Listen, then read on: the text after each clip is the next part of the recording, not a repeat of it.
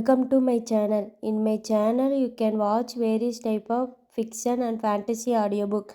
If you want more video like this, please subscribe my channel. One Piece. I weave the pirate codex with my Zanpakuto. Part 1. This must be it. West Blue, God Valley.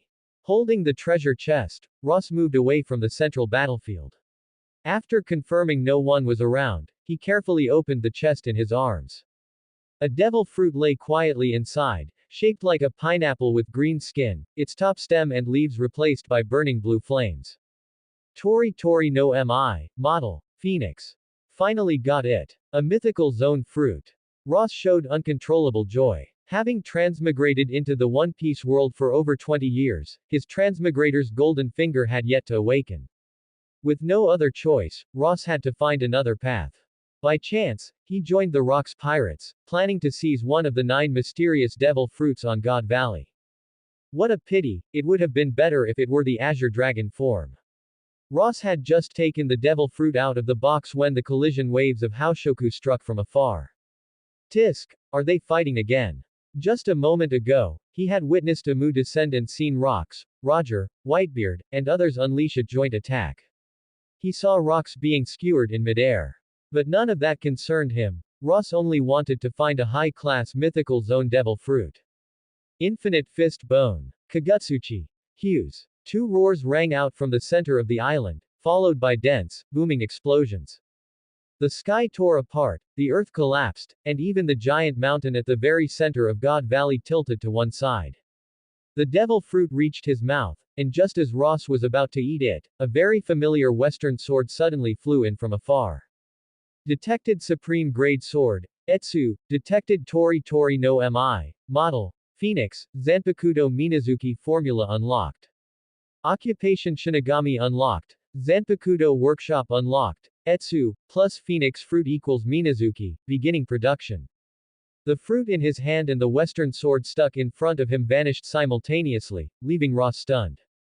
But soon, his attention was drawn to the virtual house that suddenly appeared in his field of vision.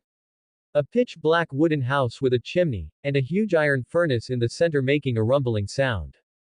From the incredibly scorching furnace fire, Ross vaguely saw 2 rays of light, wrapping around Etsu and the devil fruit, rotating and merging. Wait. He was already 25 years old, only now had his transmigrator's golden finger awakened. Ross slapped his face hard a few times, confirming he wasn't dreaming, and elegant, sea language, almost slipped out. Ross, Occupation, Shinigami. Abilities. Basic Swordsmanship, Shunpo, Sword Meditation, Soul Burial, Shinigami Mark, Unohana Retsu, Armament Hockey, Observation Hockey, Conqueror's Hockey, Swimming. Unlocked Zanpakuto, Minazuki. Shinigami Mark, Unohana Retsu. Current Resonance, 1%. Mark Effect Bronze. Life Perception, can perceive life states more clearly. Kaido. Healing Kido. Swordsmanship Enlightenment. Initially obtained the Yakiru philosophy, swordsmanship training speed plus 30%. Shikai. Release Zanpakuto, gain greater power. You feel 2 distinct pulses from this blade, the warmth of soothing life like a mother goddess, and the icy cold of staring back into the abyss. As one of the 3 famous anime, Ross naturally had watched Bleach. He knew even better what Retsu's blade represented. In a daze, he caught the Zanpakuto floating in midair. Purple scabbard, dark red hilt. The moment he drew the sword, countless memories flooded into Ross's mind. First Kenpachi, the great villain, Soul Society, Gote 13. Retsu's killing process, and Shikai. There was no liberation command, after the thought of Shikai flashed through Ross's mind. The armament hockey latent in his body immediately gathered towards the Zanpakuto in his hand, turning into streams of light along the blade as it flew towards the top of his head. In an instant, it transformed from a katana into a giant, one-eyed ray fish. It really is a Zanpakuto. Holding Minazuki, which had returned to its sword form, Ross curled his lips, his expression one of ecstasy. Suddenly, a red light flashed in Ross's eyes, and his head jerked towards the center of the battlefield. That is. Rumble. Lightning streaked across the dark clouds, and the rain turned into a downpour. Ross, following the method of performing shunpo from his memories, concentrated spiritual power into the soles of his feet. Spiritual power. After a brief thought, Ross tried to mobilize the haki in his body, using it to act as spiritual power concentrated in his soles. After compressing it to the limit, he released it abruptly. Perhaps because the nature of spiritual power and armament haki was different, the explosion of haki sent Ross flying into the distance, while the ground he had been standing on was blown into a crater by the released haki. A huge sound similar to a bomb explosion echoed in the wilderness. Meanwhile, at the central battlefield, Rayleigh and Gabon were carrying Roger and Garp towards the coast. Wait, that guy rocks, what happened to him? A very weak voice came from Garp. Gabon curled his lips, you're still worried about the enemy. Don't forget, you are also our enemy. Rayleigh, what happened to Rox? Roger asked softly, his head hanging, looking listless. After a few seconds of silence, Rayleigh lowered his head slightly, his face full of rainwater shrouded in darkness. Killed. Who is that? Perhaps attracted by Rayleigh's confusion, Roger barely raised his head, only to see a blurred figure speeding through the heavy rain. The direction was exactly where they had just fought. That guy. I remember he is a member of the Rox Pirates, but he didn't have much presence. Roger searched his memory. I saw him at Hashinosu 2 years ago. I remember he was sitting and drinking with Kaido and Linlin. Rayleigh, Roger. Now is not the time to be curious about that. Gabon accelerated, the foundation of this island is collapsing and is about to sink into the deepest part of the ocean. We must get back to the ship as fast as we can. Ah, coming. Rayleigh withdrew his gaze and quickened his pace, but he muttered to himself. Strange, that blade's aura, why does it feel somewhat familiar? In the center of God Valley, by the time Ross arrived at the scene, he happened to see Rox's corpse sinking along with the collapsing ground. A wandering soul. Above where the corpse had disappeared, a familiar figure was dissipating at a speed visible to the naked eye. Captain Rox, no. Captain Davy, long time no see. The pale blue soul, dazed in midair, froze, staring at Ross in disbelief. His lips kept opening and closing, gesturing wildly as he said something. But Ross couldn't hear any sound. Although I don't know if it will work, soul burial is a Shinigami's job after all. Ross licked his lips, anticipation flashing in his eyes. If it was really as he thought, if that little workshop that made the Zanpakuto could really represent. Minazuki was unsheathed, Ross raised the katana high, and Conqueror's haki erupted violently. Seeing Rox look surprised, Ross grinned, and the hilt wrapped in Haoshoku tapped against Rox's forehead. Soul burial. With a crisp chime, like a sword hilt striking a metal wind chime, the previously vanished Zanpakuto workshop reappeared. Zanpakuto Workshop. A special workshop for crafting Zanpakuto. Once the correct devil fruit and a usable weapon carrier are gathered, new Zanpakuto can be unlocked and created. Unlocked. Eclipse, plus Phoenix fruit equals Minazuki. Ross skipped over the workshop introduction, his burning gaze fixed on the soul of Rox, who had undergone soul burial. Watching him being sucked into the workshop, he listened to the familiar voice ringing in his ears. Ross looked up at the gloomy sky, a wild laugh with an unfathomable meaning erupting from his throat. It worked. I bet correctly. Ross, what on earth is going on here? Didn't I die? Why am I here? And why can you see me? What's going on with your Haoshoku? Ross stopped the workshop from closing and disappearing, locking eyes with Rox, who was pressed against the window, pounding on the glass. Let's make a deal, Captain Rox. Inside the dark workshop, looking at the unnaturally large Ross outside, Rox's expression shifted unpredictably. Ross, a nameless pirate who had come to Hashinosu several years ago and voluntarily joined the Rox Pirates. He remembered this man. The gentle temperament he carried was not at all something a pirate should possess. At the time, he hadn't thought much of it. After all, there were too many strange races and lifeforms on the sea, so he just assumed Ross's past might have been a bit different. But now it seemed. Were you planning for this day from the very beginning? Why did my sword, Eclipse, turn into that? Rox knew the other person could hear his voice. A deal. What qualifications do you have to propose a deal with me? I am Rox. Outside, Ross's lips curled up in a playful smile, and he raised his right hand to snap his fingers. It's simple. Our positions are reversed. Now, I am the chef, and you are just a fish on the chopping block. Without me, you wouldn't even be able to see the sun. As soon as he finished speaking, the workshop closed its doors and vanished, only to be summoned again by Ross a few seconds later. See, you can't do anything. I like deals, harmony brings wealth, as the saying goes. I assume I don't need to explain that. A rumbling bolt of lightning streaked across the sky, and the momentary flash allowed Rox to see the ambition in Ross's eyes. You help me train and get stronger, and after I become stronger, I can help you find Alice and teach, or even look after them in the future, that's not out of the question. Inside the workshop, Rock's eyes widened, staring intently at the towering Ross outside, who looked like a giant, no, like a god. If you are cooperative enough, I might even let you witness the end of an era with your own eyes. In exchange, I want all the memories in your mind regarding hockey and swordsmanship training. Come on, my dear Captain Rox. Stepping back a few paces, Ross spread his arms as if embracing the sky, his smile growing more confident. Make your choice. Will you linger on in the darkness, or use your last bit of utility to trade for the right to see the sun and your family? In the Zanpakuto workshop, Rock's lips parted and closed several times. Ross seemed to hear something and revealed a satisfied expression. Deal. Congratulations on making the wisest choice.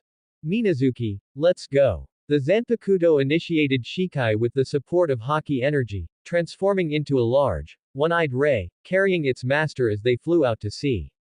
Behind him, God Valley, the symbol of a legend's end, was rapidly sinking. Rox, you can get to work now. I'm very interested in your swordsmanship. A few days later, on a small island south of God Valley. The news coup, gliding across the azure sky, fired several white, viscous projectiles before landing, tilting its head to size up the human nearby who was hugging a katana and resting with his eyes closed. Ka tilde. Ross exited the sword meditation world, opening his eyes, an indelible fatigue flashing across his gaze. He wasn't sure how sword meditation worked in the Shinigami anime. But for him, the one Ross encountered in the mental world wasn't Minazuki, but Rox. He didn't know whether to say Rox was venting his anger or taking responsibility. In terms of teaching, Rox was extremely diligent. Didn't you want to learn my swordsmanship? Didn't you want to get stronger? I'll teach you everything. Come on, feel my power with your body first.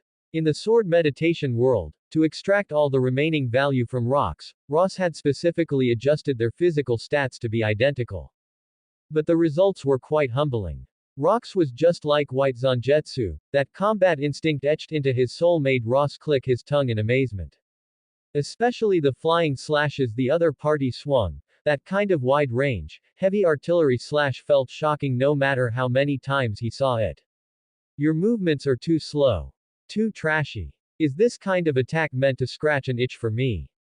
Say what he would, after a few days had passed, Ross could clearly feel that he had changed quite a bit from before. Especially regarding flying slashes. According to Rock's description, the flying slashes used by ordinary master swordsmen involved coating haki onto the blade, then swinging with maximum force. He was different, his way of exerting force was more like the giant race of Elbaf. Elbaf gun, Hakoku. Condensing power and haki into a single point, then swinging the blade to release a heavy, cannonball-like slash. Changing the application of haki from coating to condensing at a single point. Just for this piece of advice, Ross felt that taking a beating for a few days wasn't a loss at all. One newspaper. He pulled a 50 berries coin from his pocket and tossed it to the seagull, then took the newspaper and opened it to check. The shrunken Zanpakuto workshop hovered beside his shoulder, with Rox leaning out of the doorway, peeking around.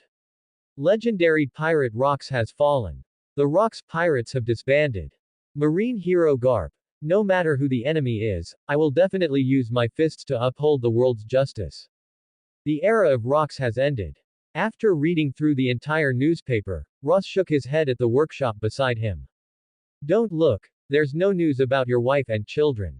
I saw them earlier. When you were controlled by Amu and were about to kill them, they were sent away by a child who had eaten the paw fruit. Why do you know that person's name? I remember I didn't mention Amu to anyone else in the Rox Pirates. Who knows? Maybe I'm a prophet. I know a lot of things. Ross smiled and tapped his temple. And the giant hammer core you've been pining for, I know their location, too. Inside the workshop, Rox looked shocked. The giant hammer core.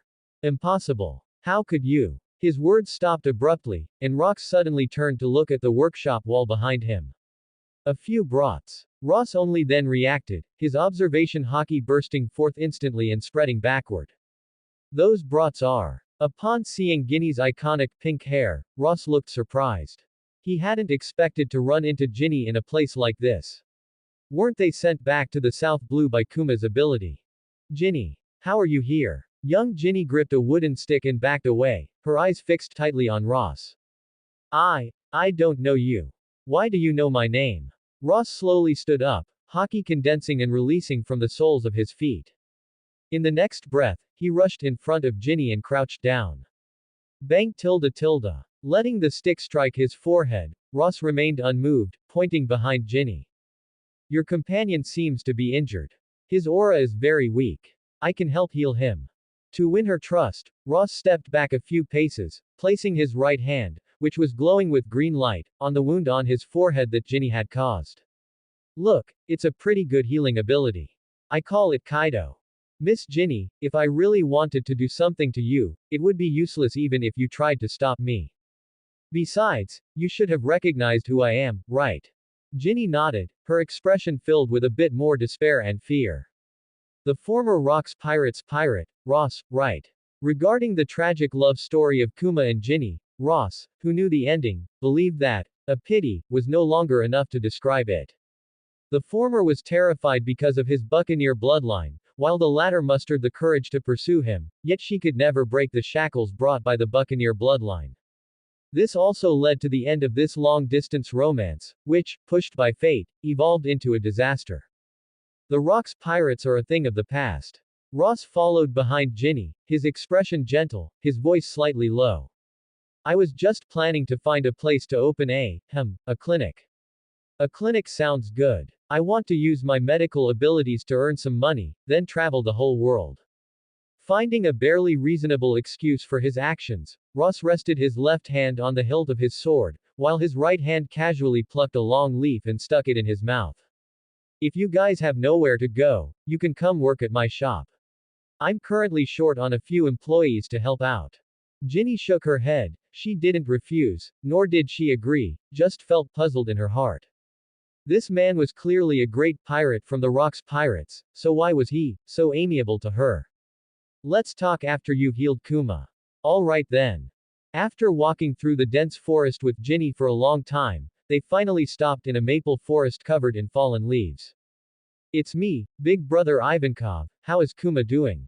Lifting the leaf blanket used to cover the giant tree hollow, Ginny crawled inside and explained. I've found a doctor, he will definitely be able to help Kuma recover his body.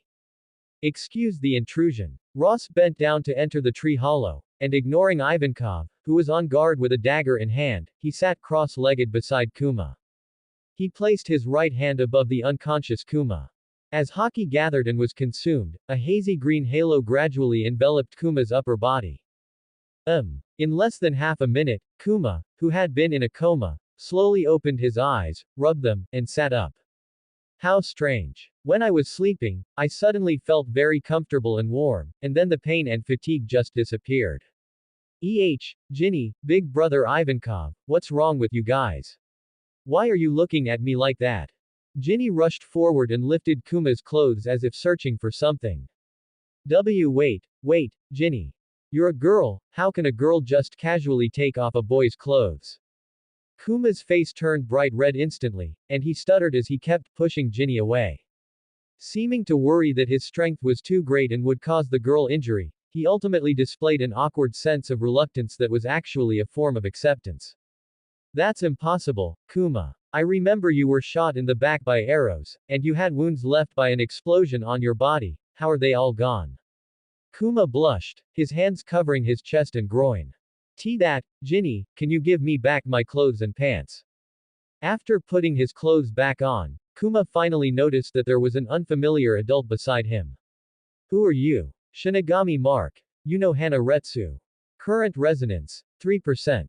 Did the resonance increase? Putting away the Zanpakuto workshop, after introducing himself, Ross extended an invitation filled with goodwill.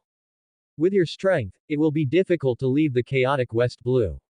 The Rocks pirates have already disbanded, and I just happen to be lacking partners to sail with. Partners. Ginny muttered on the side, you clearly just said you were short on employees. Thank you very much for your help. Kuma first politely thanked him, but after hesitating for a long time without being able to make up his mind, he looked toward Ivankov. What do you want Kuma and Ginny to help you do? Ivankov pulled the two behind him and picked up a wooden stick from the side, standing on guard. As the oldest child here, he had to protect Kuma and Ginny well.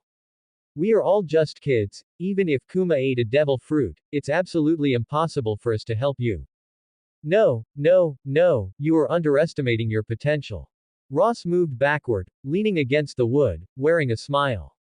In his dark brown pupils, Ivankov, whose face and body were in equal proportions, was reflected. A few days ago, I followed the Rocks pirates to the island. Unlike them, my goal was to eat a devil fruit and become stronger. But it's a pity, the path to becoming stronger may have had some changes. We can chat about these things later when we have a chance. In any case, you can consider that I am investing right now. Ivankov, you should know that as a former combat member of the Rocks pirates, if I wanted to force the issue, you wouldn't be able to stop me. Even if Kuma ate the paw fruit, it's the same. I know where you want to go, your destination is the kingdom of Sorbet in the South Blue, right? There is an old church in the south of that country, which was left to Kuma by his parents. As soon as these words were spoken, the expressions of the three changed drastically. Kuma even blurted out, how do you know about that church? A prophet always has his special aspects. Ross tapped his temple, rested his hands behind his head, and yawned. I can provide a safe environment. Ginny looked disdainful. Plenty of drinks. Ginny's expression turned solemn. And food you can eat to your heart's content for free. Ginny raised her hand. Please, by all means, give me enough food to eat to my heart's content for 3 people. No. 5 people. I will be very grateful to you. Ross winked at Ginny. Whether it's barbecue, stewed ribs, or rice bowls. As Ross listed the names of the dishes one by one, Ginny seemed to see countless delicacies beckoning to her. Sorry. Kuma, who is only 9 years old, suddenly interrupted at this moment. We still plan to go back to the South Blue. We are escaped slaves, if we follow you, it will bring you trouble. Ginny scratched her head and stuck her little tongue out at Ross. Although your offer is very tempting, I'm sorry, I have to listen to Kuma. Ross was not surprised. What he had acquired was the Zanpakuto workshop, not a lower intelligence halo. Kuma and Ginny's refusal was within his expectations. Who would trust a stranger they had just met? What he said just now was only to tease Ginny. How about this? Anyway, I have plenty of time. At least while we are here in the West Blue, how about we travel together? If, after leaving the West Blue, you still insist on going back, I won't stop you. Kuma was in a bit of a dilemma. The other party had just helped him, and if he refused again after already refusing once, it seemed too heartless. All right. After receiving Kuma's reply, Ross suddenly stood up and walked outside. His constantly active observation hockey transmitted the message of an attack approaching. It just so happens that uninvited guests have landed on the island. If you want to see my strength clearly, you can follow me. Perhaps this will make you change your minds. As soon as he finished speaking, several cannonballs streaked across the sky, flying toward Ross. Guhahahaha, I am Lance, a great pirate of the Rocks pirates. People on the island, get out here. I have already sensed your presence. The Rocks pirates. Ross paused his steps slightly, but soon resumed as before. Lance. He remembered this person's name, a pirate captain loyal to Rocks, whom he had crossed paths with a few times back at Hashinosu. There were many pirates who arrived in the West Blue following the Rocks pirates, but he hadn't expected to encounter an acquaintance after the legend had come to an end. Casually waving out several flying slashes to shatter the incoming cannonballs, Ross widened his eyes, and his Haoshoku burst forth from his body, pouring its might toward the dense forest in front of him. Long time no see, Lance. This aura, as expected. Outside the dense forest, a burly man with a brown beard and an eye patch grinned. I knew I hadn't sensed wrong. Hey, Ross, it's you, right? I didn't expect you to have hidden your strength. You didn't have power like Haoshoku when you were at Hashinosu. Could it be? When you joined the Rocks Pirates, you were already waiting for the day to betray them, right? Betrayal. Ross walked out of the dense forest alone, with that same amiable smile still hanging on his face. You idiot, do you think the Rocks Pirates are some simple-minded pirate crew like the Roger Pirates? In that place, fists and brains are what matter most. Bang, bang, bang. The pirates behind Lance pulled their triggers. Shunpo. The hockey bursting from the soles of his feet shattered the ground. Having dodged the barrage, Ross instantly appeared in the middle of the crowd, slashing horizontally with his sword. In an instant, the air at the exit of the dense forest was filled with a thick scent of blood. What do you think I, Ross, relied on to sit at the table and drink and brag with those monsters? You don't really believe tilde. Ross withdrew his sword, easily blocking the blade Lance smashed down with, his smile unchanging. That I really am, as the rumors say, the luckiest member of the Rocks Pirates, right? Kuma, he looks really strong tilde. Ginny didn't know what she was thinking of, but she wiped the drool from the corner of her mouth. If it really comes down to it, let's have a full meal first, and then use your ability to slip away after we've eaten. Ginny, that man is a pirate. Before Kuma could speak, Ivankov answered first, his brows furrowed, with an expression that said the situation was very serious. We cannot gamble our uncertain future in a place like this. But, Ginny scratched her head, looked cautiously at Ivankov, and whispered. I just feel like he doesn't have any ill intentions. Like he said, if he really wanted to do something to us, he could have just kidnapped us with his strength. Kuma, you definitely think so too, right? Although it was a question, looking at Ginny's squinting expression, Kuma laughed dryly and waved his hands. I don't really understand these things, but Ivankov is right, we can't just trust a stranger. Ah. Seeing Ginny puff out her cheeks, Kuma hurriedly changed his tune. But Ginny makes a good point too. That man is a pirate from the Rocks Pirates. If he really wanted to do something to us, he would have done it already. Ginny nodded in satisfaction. That's more like it, Kuma tilde. Hearing these words, Ivankov sighed. He understood such a simple principle too. It was just that understanding was one thing, and trusting was another. Just as he was hesitating, the pressure of Conqueror's hockey came from the battlefield in the distance again. That man is very strong. Almost blown away, Ivankov hugged the tree trunk, his big face covered in sweat. As a rabbit escaping the God Valley hunting game, he had seen the fighting scenes of those pirates during his escape. Especially that pirate named Rocks. He remembered the terrifying power that tore the earth apart with a single sword slash no matter how much time had passed. Meanwhile, on the battlefield, Ross slashed Lance away with one sword, the fully unleashed Conqueror's hockey slowly gathering on the blade. Hey, Lance! Lance, who had plowed a groove into the ground, supported himself with his left hand, used strength in his waist and abdomen, leapt into midair, spun a few times to dissipate the force of the attack, and landed safely. You guy really were hiding your strength. Straightening up, a solemn-faced Lance looked at Ross from tens of meters away. You should be very familiar with this next move. Ross slowly gripped the hilt with his left hand. Armament hockey and Conqueror's hockey did not stop at the stage of coding, but gathered with visible difficulty to a single point. This is. Wait. Lance seemed to think of something, his face changing drastically. Captain Rox's technique. You know, when it comes to a sword, holding it with two hands is definitely stronger than one. Ross held the sword high above his head with both hands, and the crackling hockey lightning suddenly went quiet. Witnessing this scene, Lance swallowed a mouthful of saliva and subconsciously stepped back half a step. Hey, you've got to be kidding me. You guy, why do you know Captain Rox's technique? Ross's lips curled up, his smile carrying a bit more playfulness. You ask me why. Feel it properly with your body. As the words fell, he swung the sword down with both hands. Run. If I don't run, I'm done for. How could I die in a place like this? Just as the terrified Lance turned and fled in a panic, the tip of Minazuki pointed completely toward the ground. Boom! Great power extended to the ground, and a giant air shield, completely different from an ordinary flying slash, flew forward. This is clearly Captain Rox's.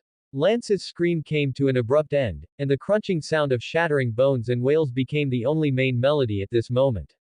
As expected, when it comes to great teachers of the sea, it has to be you, Rox. Behind Ross in the void, in the Zanpakuto workshop that only he could see, Rox hummed in response. Shinigami Mark. Hana Retsu. Current resonance. 5%. I just said I sensed a very familiar aura. Ross, why are you still here? This voice is. Ross subconsciously looked up at the sky. Behind him came the exclamations of Ginny and Kuma. What a huge dragon. Kuma, if this guy were skewered and roasted, it would definitely be super delicious. Ivankov hurriedly covered Ginny's mouth and laughed awkwardly at the dragon head looking toward their side. Shut up, Ginny. This guy is a member of the Rox Pirates. Have you forgotten the intelligence you gathered? Tapping the spine of Minazuki against his shoulder, Ross placed his left hand above his eyes, level with his brow. Oh it's Kaido. Those kids are my future partners. Yororororo, you haven't changed a bit, you guy. The cyan dragon crashed toward the ground, but transformed into a 7-meter tall man just before landing. I plan to form a pirate crew that speaks through violence. Join my pirate crew, Ross. Well then, congratulations. Ross responded nonchalantly, picking at his earwax as he walked toward where Ginny and the others were. I'll pass. I'm used to being free and easy, having me join or whatever tilde. Kaido, would you let me be the captain? Kaido shook his head immediately. How is that possible? I am the captain. Flicking the earwax away, Ross shrugged and sheathed his sword. See, that's the reason I won't join. I plan to go back to Hashinosu. That traitor Admiral Wang Ji doesn't deserve to be the master of Hashinosu. Admiral Wang Ji. His eyes rolled around, Kaido took 2 quick steps, a mischievous grin suddenly appearing on his face. I was thinking the same thing. How about we join forces? There's quite a bit of Rox's treasure hidden in Hashinosu. We split it 50-50, and you can have that island. I'm in need of money right now. Hey, don't pretend you didn't hear me. Bang. The kanabo smashed into his right hand, which was coated in armament hockey. Exerting strength in his upper arm, Ross slightly pushed the kanabo aside. You wouldn't be like that idiot Lance, would you, Kaido? If that's really the case, I'll look down on you. I am not Lance. Boom tilde. Kaido's eyes widened in anger, and Conqueror's hockey erupted. A long time ago, I felt something was off. It wasn't just me who sensed you were hiding your strength, Newgate felt it too. Yororororo tilde. Looks like my intuition was right. And that sword technique you used just now. That is Rox's unique sword technique. What about Rox? That guy isn't still alive, is he? Alive. Ross subconsciously glanced at the small wooden house on his shoulder that only he could see. That guy has already become an undead, Kaido. While speaking, his right hand suddenly exerted force, shaking off the kanabo. Controlling hockey to gather at his soles, condensing and releasing. Shunpo. Squeezing into Kaido's half-meter range, Ross clenched the 5 fingers that were loosely gripping the hilt. Dual-colored hockey condensed on the blade. Kaido, I know what you're thinking. If you want to use violence. Ding tilde. The safety catch of the Zanpakuto was popped open, and Ross, gripping the hilt, drew his sword and slashed. A sharp pain struck, a bloodline extended from his lower left abdomen all the way to his right shoulder, and hot blood sprayed several meters high. Kaido, eyes rolling back, fell backward, muttering to himself. No, impossible. Having slashed Kaido down in one blow, Ross did not launch a follow-up attack, but instead stabbed his sword into the mud beside him and leaned over to use Kaido. Be quiet. Remember to help me play GG when you go back to the Grand Line later. No matter what kind of injury it is, as long as you aren't missing arms or legs, I can help you recover in a short time. Kaido didn't answer, his unfocused eyes staring blankly at the sky. One slash, and he had been cut down. Did you eat a devil fruit? Is this the power of a devil fruit? Ross glanced at the devastated Kaido. No, this is my power. It's the power I obtained through 200 times the effort in training. Probably tilde.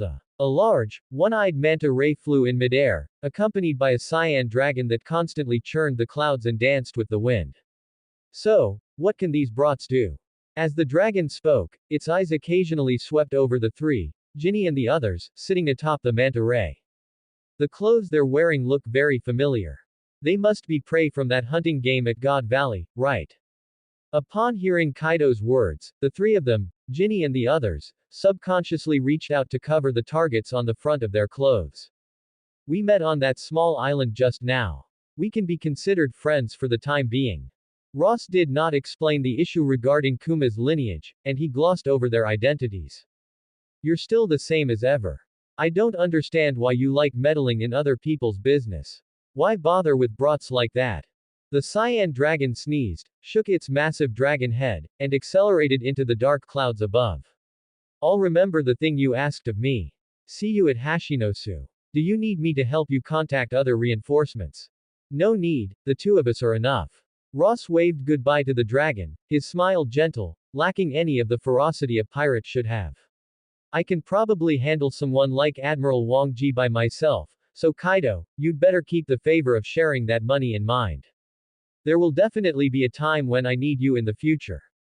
If you dare to refuse, then I'll come to you personally to demand an explanation. The dragon flicked its tail and disappeared into the clouds, leaving only a soft huff in response. Sorry about that. Don't take his words to heart. Once Kaido's presence disappeared at the edge of his observation haki, Ross looked back at the three brats behind him. His childhood wasn't very pleasant. Although it doesn't quite compare to yours, it was still a childhood full of betrayal. Kuma nodded to indicate it was fine. Ross, actually, I've always been curious, why did you invite us? Because I don't want to see such a tragic love story again. Ross could only think this to himself. Kuma and Ginny were still just brats right now. It was too early to be talking about romance. Destiny. Destiny. The three brats tilted their heads in unison, golden question marks floating above their heads. That's right, destiny. Ross crossed his arms in front of his chest and tucked them into his sleeves. His gaze, fixed on the distance, grew increasingly profound, his dark brown pupils reflecting the constantly flickering and changing scenery. What I want to do is very dangerous and requires the help of many partners. I have high hopes for your future. Kuma, Ginny, Ivankov, you are the ones chosen by destiny. You are destined to carry fate forward, just like me. The three exchanged glances, each reading the astonishment in the other's eyes. This man, why is he acting so weird? I heard it, the wind of destiny, that gale blowing from the sea and from the sky. Ross raised his head, gazing in the direction where Kaido had disappeared. Is my death the key to opening a new era? Suddenly, the voice of Rox came from the workshop floating beside him. The corners of Ross's mouth curled up slightly, and he muttered. Well, who knows about such things? When a whale falls, all things flourish. Just think of it as making a contribution, except most of the nutrients from the whale's death will be swallowed by me. At dusk, half a day later, the manta ray flying in the sky slowly descended toward the sea surface. After half a day of sailing, let alone reaching the West Blue Kingdom, they hadn't even encountered a small island to land and rest on. If they hadn't run into a familiar pirate ship. The manta ray turned into a stream of light and flew into the scabbard. Ross descended toward the sea below, tucking Kuma and Ivankov under his arms. Ginny was clinging tightly to his shoulder. Long time no see, Shaki-chan tilde. This voice. On the deck, Shaki, who was being lovey-dovey with Rayleigh, looked up in surprise. It's you, Ross. Why are you here? Ross landed beside Shaki and put down the three brats. Gabon. Can you do me a favor? These three brats are hungry. Please take them to the kitchen for a snack, and bring me some dinner while you're at it. If you do a good deed, you might have 8 sons in one litter. Gabon threw a wine bottle with only half its contents left at Ross in annoyance. The remnants of the Rock's pirates are truly thick-skinned. Hey, you three, come with me. I'll take you to get something to eat. Ginny and the others subconsciously looked at Ross. Go ahead. This dim-witted pirate crew is very safe, they won't lay a hand on kids. Bang tilde. Ross laughed heartily, completely ignoring the back of his head being smacked by Roger. You guy, don't act like you're the master of this place. This is my pirate ship, the Roger Pirates, not some dim-witted pirate crew. Is that so tilde ha ha ha tilde tilde? Ross rubbed the back of his head with a silly smile, but you, as captain, are indeed dim-witted. I heard that Rayleigh's prestige is even higher than yours. Nani. Hey Rayleigh, are you dreaming of becoming captain again? Watching the two dim-witted men start fighting, Ross shrugged at Shaki, who was casting a glance his way. They really need to learn a lesson. Shaki shook her head helplessly. Back when they were on Hashinosu, Ross loved to stir up trouble and then used their fights as entertainment for his drinking. You must have been flying for so long without finding a place to land, so you came to the Roger Pirates to bum a ride, right? Ross wiped away his smile and coughed a few times. That's right, but the Roger Pirates are really lively these days. Both generations of empresses from Amazon Lily are here, and that guy, since when did you guys get so close with Garp? The Marine who was called out turned his face to look at Ross. It's you, the invisible man from Rock's ship. Garp, wrapped in blood-stained bandages, walked over slowly and sat down half a meter away from Ross. Your aura is very strange. Why do I feel Rock's aura coming from you? As soon as these words were spoken, Roger, who was messing around with Rayleigh nearby, instantly disengaged and walked over to Garp's side, sitting down right next to him like an old friend. So, Garp, you have that feeling too tilde. Rubbing the stubble on his chin that hadn't been trimmed for days, Roger looked Ross up and down. He had the same feeling, but unlike Garp, he could also hear some strange, yet somewhat familiar voices coming from this man. Just like Rox. Ross's expression didn't change. Maybe Rox couldn't bear to leave this sea, so after becoming a ghost, he's still clinging to me. Upon hearing this, Roger's previously serious expression instantly collapsed into a dead fish face. Hey, you fool, don't joke about the dead rocks. Ross put on an innocent expression and sighed helplessly. What's wrong with this sea? No one believes me even when I tell the truth. Roger, want to make a deal? Ross switched to a beaming expression, actively changing the subject, and activated Kaido using Haki as energy. Your injuries are really affecting your ability to attend the banquet later, right? I can help you recover tilde. As for the price tilde. In the future, I might need you to do me a tiny favor, to do one thing for me without violating your will. How about it? Of course, since it's a trade, it's absolutely free. Whether you want to agree or not is up to you tilde. Nighttime. Roger Pirates, Oro Jackson, stern. The lively sounds of the party at the bow traveled far. Garp rested his hands on the stern railing, gazing out at the pitch-black sea. The bandages that had previously wrapped his body were gone, and not a single injury could be seen on his bare upper body. Tap, tap, tap. The sound of boots stepping on wooden planks slowly approached. Roger walked over carrying 2 bottles of liquor. After handing one to Garp, he leaned against the railing and asked in a low voice. Garp, what do you think? Is that healing ability of Ross's the power of a devil fruit? Recalling his earlier probing, Garp took a sip of liquor and shook his head. I don't know, and it doesn't matter. This ocean is too vast. Strange people have strange abilities, this matter isn't worth looking into deeply. Roger nodded slightly in acknowledgement, but when he recalled that almost perverted speed of healing.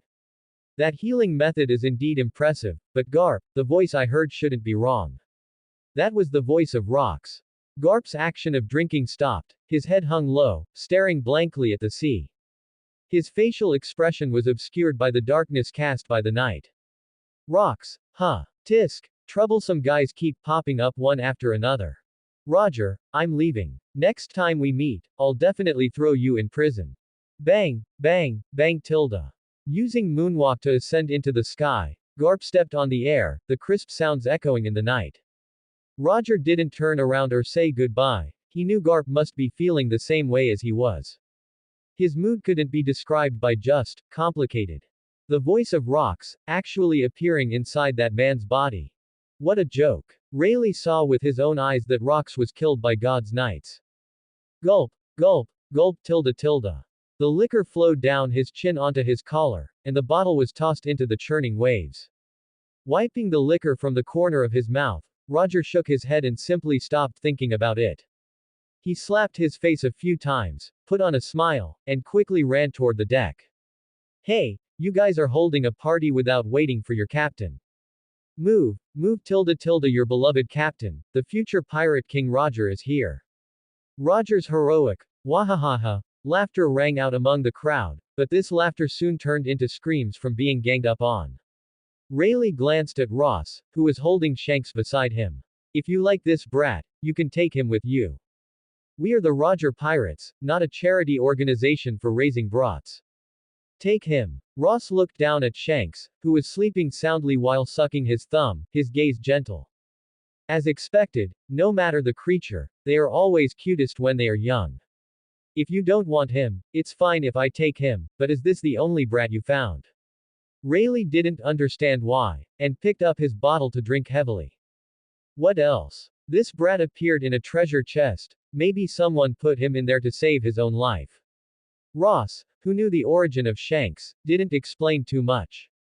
It was indeed a headache that Buggy hadn't appeared yet. Ross asked himself, compared to Shanks, he actually preferred little Buggy. If you guys find him troublesome, it's fine if I take him. Afterwards, I plan to return to Hashinosu. After executing that traitor Admiral Wang Ji, I will transform that place into an absolutely neutral medical island without war. Anyone in need can go to that island, and I will use my medical abilities to help treat their injuries. As for the consultation fee I'll just collect a favor. Rayleigh continued drinking, thoughtful. Is that so? Then I'll trouble you to help avenge Shaki as well. Roger intends to travel the Grand Line again. We will enter from Reverse Mountain and then go through Fish Man Island back to the New World. Please help look after Shaki's shop, she will head over later to pack up her things.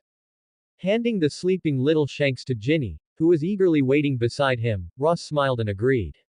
Hey, Kuma, he's so cute tilde tilde. Ginny bent down carefully, sniffing the milky scent on little Shanks. Tilde this scent smells so good. If you need anything in the future, you can come to me. My ability only targets external injuries, at least for now. During the idle chat, Ross opened the Zanpakuto workshop. Shinigami Mark. Hana Retsu. Current resonance level, 17%. It really increased. Ross could only think of two things related to Hana Retsu. One was enjoying a good fight, and the other was healing.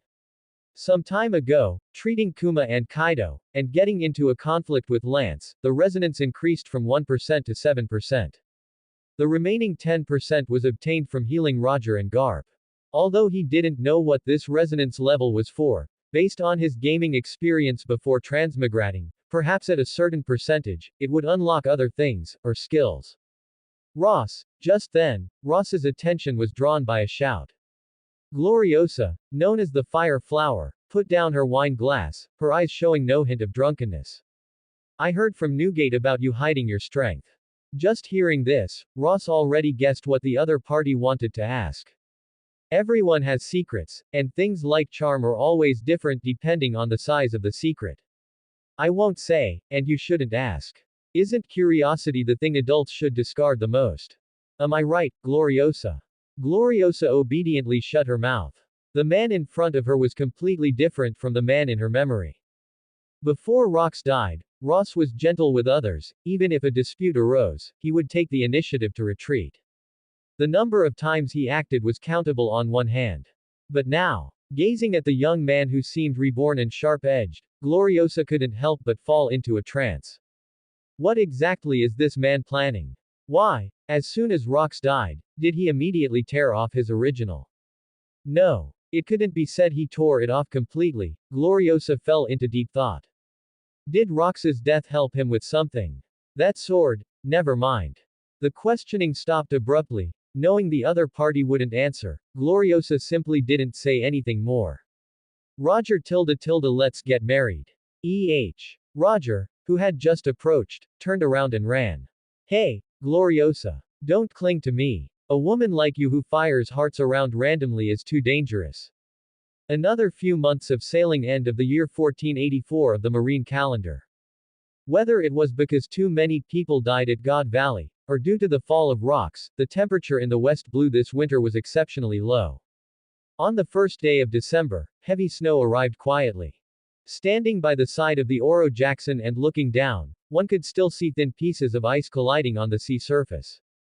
Are you sure it's okay to just drop you off here? West Blue, O'Hara West Coast. Dropping me off here is enough. Getting off the ship, Ross stood on the shore and waved goodbye to Roger and the others. I say, Ross, you should just join us. Rayleigh, with his arm around Shaki, said half-jokingly. Although your current strength is still a bit inferior to Roger and me, compared to Gabon you are. Bang. Gabon. What are you doing? Kicked into the sea by Gabon, Rayleigh drew his sword in a rage. Get down here. If I don't cut your butt in half today, I'll write my nickname Pluton backwards. Gabon, standing on the ship, looked disdainful and spat in Rayleigh's direction. I am the vice captain. Rayleigh, that invitation just now should have been said by me. On the shore Ross patted Kuma's head, signaling Ginny to hold little Shanks tight. Let's go, let's visit the archaeological holy land of the West Blue.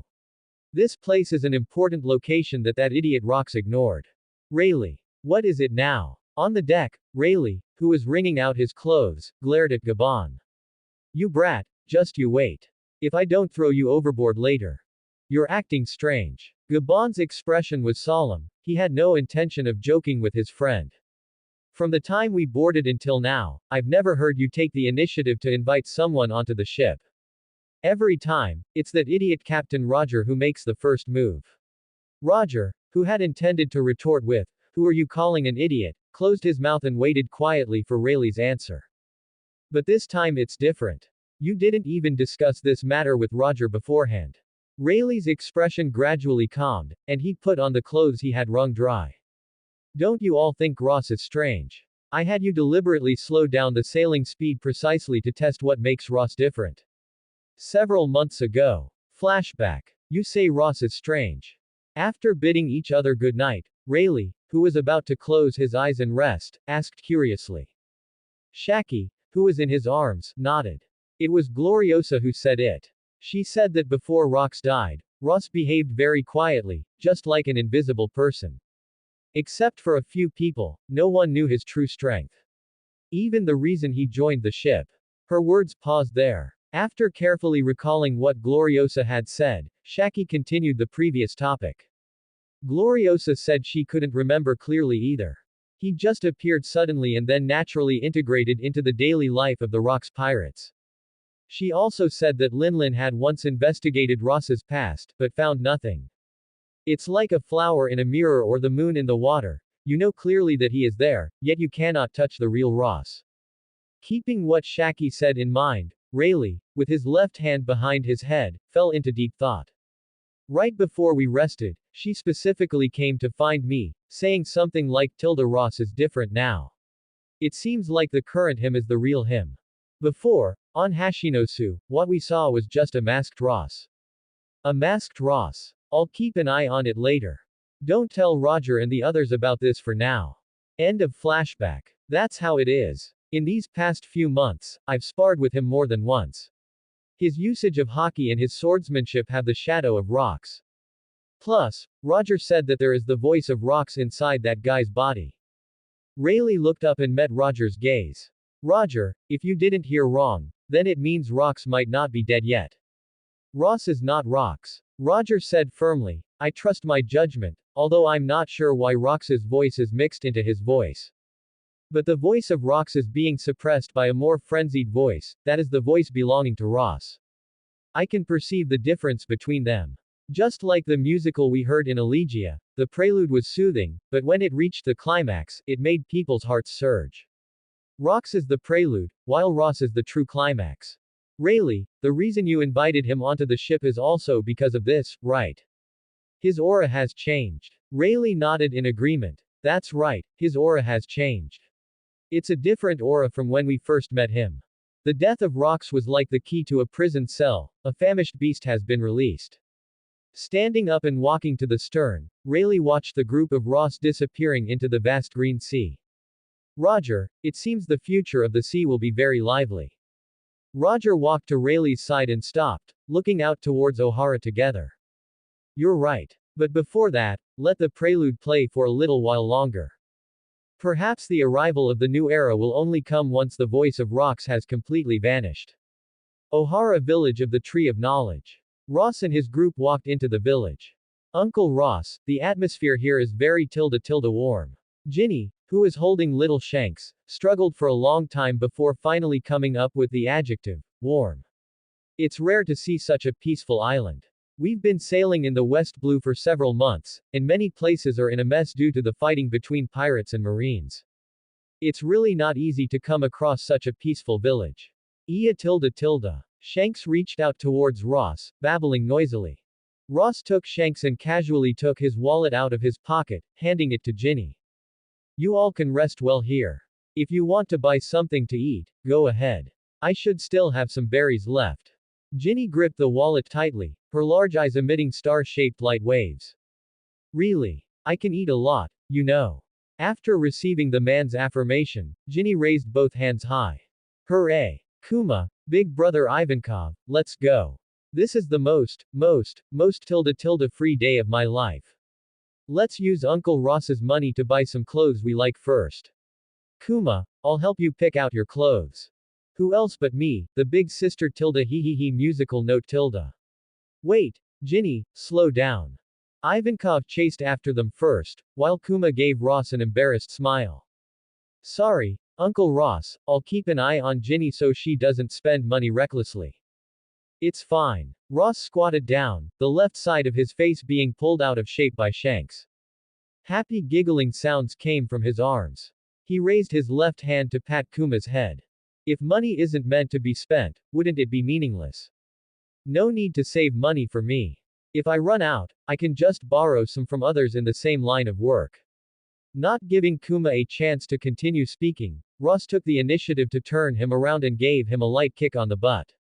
Alright, go play. You're not a slave anymore, you're a free little Kuma. Show me some of that youthful energy only a child should have. Then I'm off. Ginny, big brother, wait for me. Watching Kuma running away happily, Ross inexplicably felt much more relaxed. Shanks, you also think this scene is beautiful, right? Giggling. Letting Shanks pull at his face, a flash of red light flickered in Ross's eyes. He turned around and walked briskly towards his destination. I wonder when I'll be able to pick up your best buddy. I'm really looking forward to it. Tree of Knowledge. Half an hour later, Ross finally arrived at the library from his memories. Looking up at the massive canopy of the Tree of Knowledge, little Shanks had the same expression as the man. Mouth and eyes wide open. What a magnificent tree. Are you, travelers? The library door was pushed open from the inside, and a young girl with white hair reaching down to her waist asked curiously. Nice to meet you, I'm Ross, and this is Shanks. Looking at the girl in front of him, Ross felt she was very familiar, but couldn't quite say where he had seen her before. Hello. The girl introduced herself generously, a sunny smile on her face that had not yet been shattered by reality. My name is Nico Alvia. I'm an archaeologist of O'Hara. Nice to meet you. Nico Alvia. Robin's mother. Ross suddenly realized, if she was Robin's biological mother. He remembered that she was 33 years old when she died, which was exactly in the year 1500 of the Marine calendar. In other words, she was only 17 years old right now. It's very rude to stare at a girl like that. Feeling the man's gaze growing increasingly intense, Nico Alvia brushed back the hair on her forehead, a hint of annoyance rising in her heart. This man is so strange. Why is he looking at me like that? Is he a pervert? My apologies. Perhaps it's because your temperament is so unique that it makes people unconsciously lower their guard, just like this great tree that brings a sense of peace. After apologizing, Ross left a remark about his rudeness and walked into the library. Nico Alvia stepped aside and muttered, HMPH smooth-talking man. Just as she was about to leave, her eyes suddenly rolled. No, I have to keep a close eye on him. If he turns out to be a bad guy, Professor Clover will be in danger. Finding a reason for her curiosity, Nico Alvia snuck back into the library like a thief. She carefully followed behind the man until the stranger entered a room on the second floor. Alvia. Aren't you supposed to be going back to cook? Facing the inquiry from a passing colleague, Nico Alvia hurriedly raised her index finger. Shish tilde. I'm monitoring that man. If he's a bad guy, wouldn't Professor Clover be in danger? This is for the professor's safety. Is that so? Then I'll leave it to you. Seeing off her colleague with an amused smile, Nico Alvia put down the books in her arms and pressed her ear against the wooden door. Meanwhile, inside the room, a combatant of the Rocks Pirates, Ross, it's you, isn't it? The 79-year-old man, sporting a strange clover-shaped hairstyle, sighed. Our place is just a sacred site for archaeology, not a place overflowing with gold. Why would a famous great pirate come to us? If you're looking to rob us, you might be disappointed. Our greatest wealth is these books and knowledge. Ross first placed Shanks amidst piles of books, letting the little guy crawl around inside, toppling over towers of books like Godzilla. After Professor Clover finished brewing coffee, he finally walked over to the desk and sat down. That identity is a thing of the past, Professor Clover. Now, I am merely a traveler, and O'Hara is my final stop in the West Blue.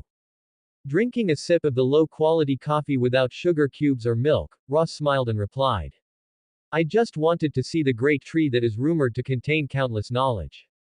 Professor Clover sat in his chair and used a towel to wipe the water stains from his hands. Since when do pirates like reading books? If that were really the case, the future of this great sea would be in danger. Ha ha ha tilde tilde. Outside the door, Nico Alvia, who could only hear the hearty laughter, felt a bit anxious. Tilde Professor Clover is really something. Why did he have to make the door so thick? I can't hear anything at all. Her mind raced. After a few seconds, Nico Alvia swallowed, held her breath, and carefully pushed the wooden door. I'll just open a tiny crack. Yeah, just a tiny bit, it'll definitely be fine. Just as the door was pushed open a crack. Professor Clover, I am very interested in the poneglyph steles left behind from the past. Actually, I have studied them before. But I can't decipher the characters on them. Poneglyph. Isn't that the huge stone in the basement? Nico Alvia's expression changed slightly, and she hurriedly crouched down, peering inside through the crack in the door. I have searched in libraries of other kingdoms in the Grand Line, but I didn't find any information related to this. Watching the old man in front of him look indifferent and drowsy, Ross was not in a hurry. He nonchalantly dropped a bombshell. Oh right, I also discovered a few steles in the New World that were different from those black-blue poneglyph steles. They were red. I remember they were called tilde tilde tilde. Feeling the old man's breathing become rapid, the corner of Ross's mouth curled up slightly.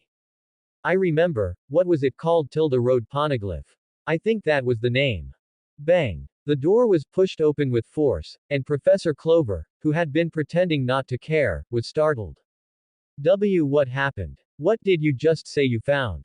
Alvia ran into the room, grabbed the man by the collar, and glared at Ross with burning eyes. Just tilde red poneglyph steles. Ross patted the girl's small hand that was clutching his collar, and pretended to be helpless. I must say, Miss Nico, eavesdropping on others' conversations is not a good habit. Only then did Alvia realize her impulsiveness. Her little face flushed bright red instantly, and she stammered for a long time, not knowing what to say.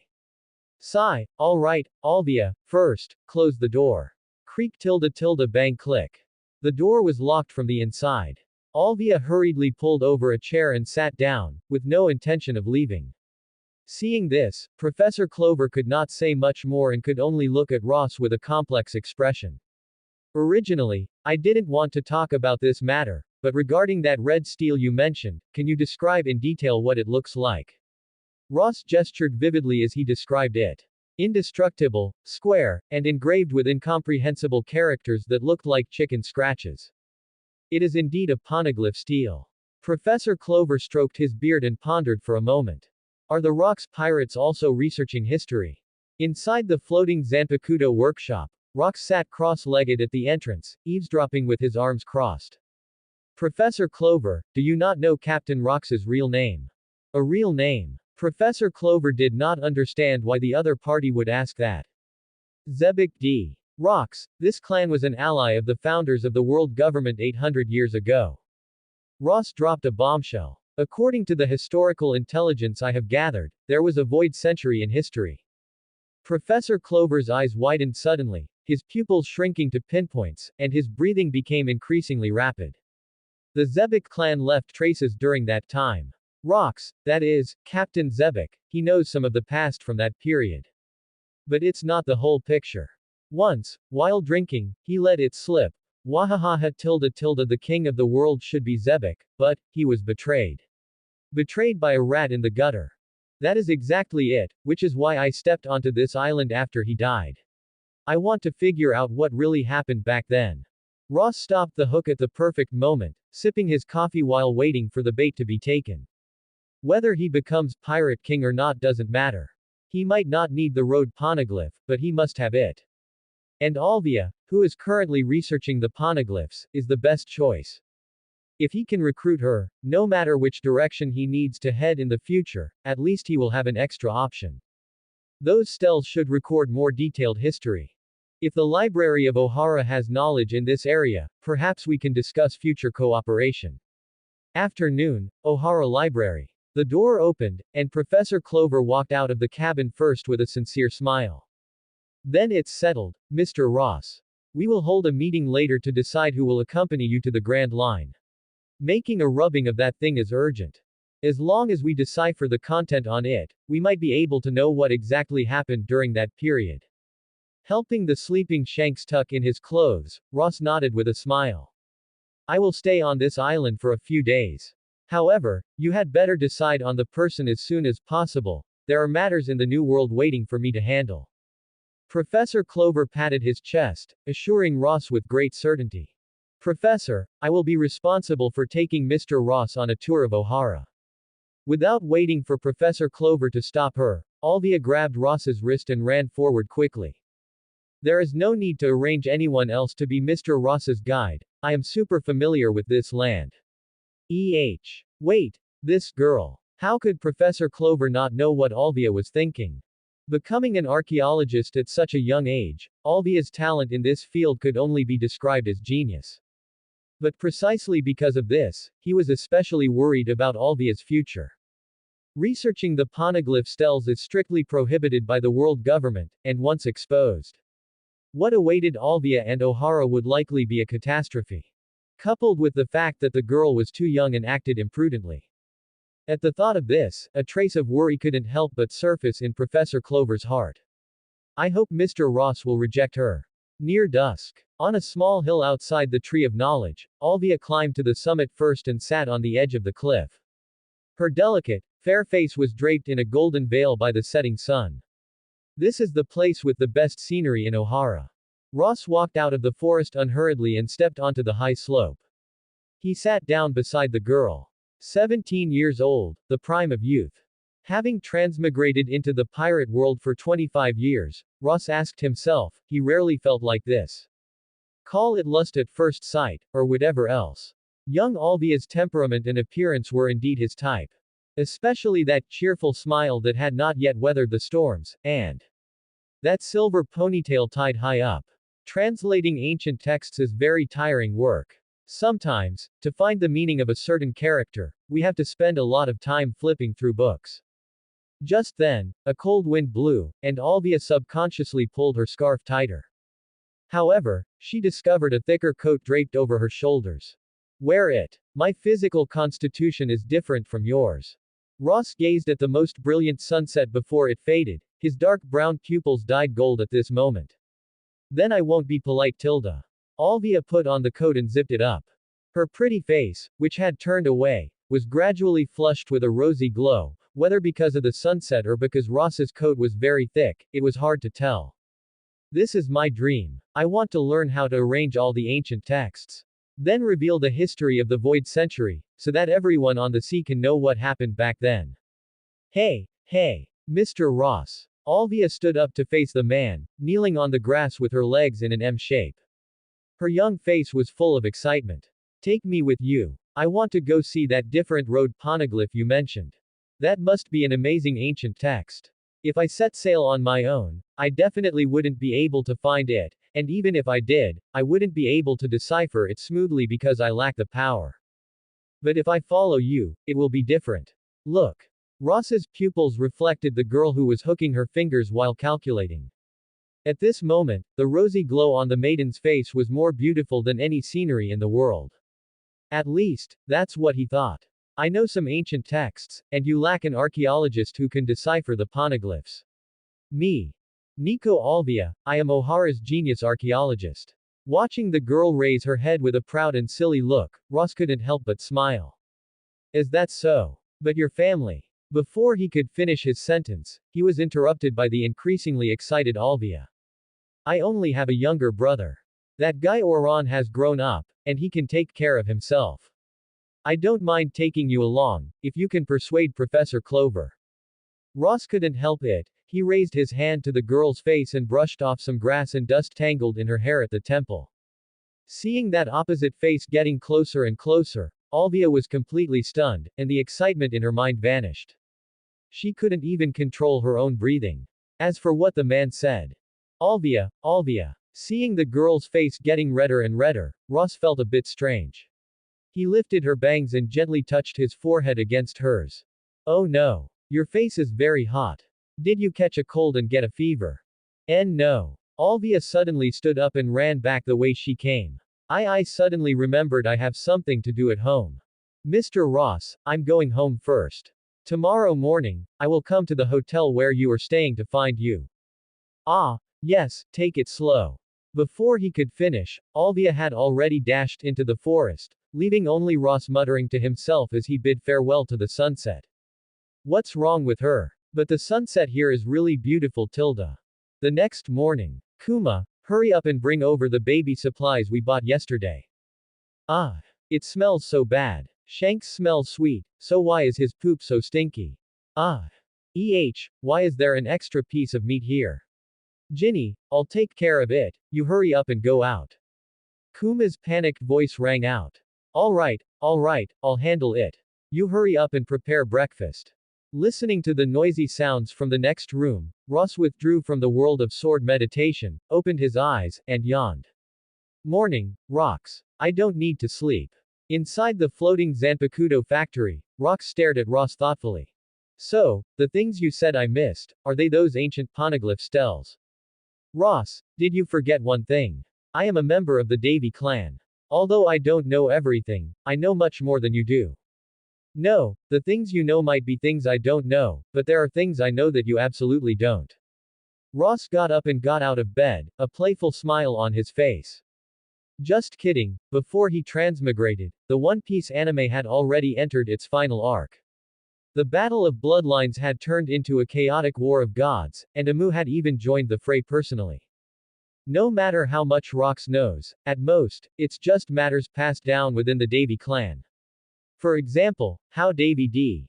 Jones was betrayed back then. Ross wasn't curious about such things, he was curious about the source of Imu's power. Although he hadn't faced Amu yet, according to the current situation, meeting was just a matter of time. He was unwilling to be a lackey for the celestial dragons, and Amu couldn't possibly let him grow too powerful and then divide his power. Using sword meditation to replace sleep is still a bit hard to get used to. Squeezing toothpaste onto his brush, just as he was about to wash up, Ross suddenly changed his relaxed posture and looked at the ceiling with a serious expression. In the next instant, and suddenly erupting Conqueror's haki swept over. This aura is. Kuma, Ginny, stay here and look after Shanks. Ivankov, I leave everyone's safety to you.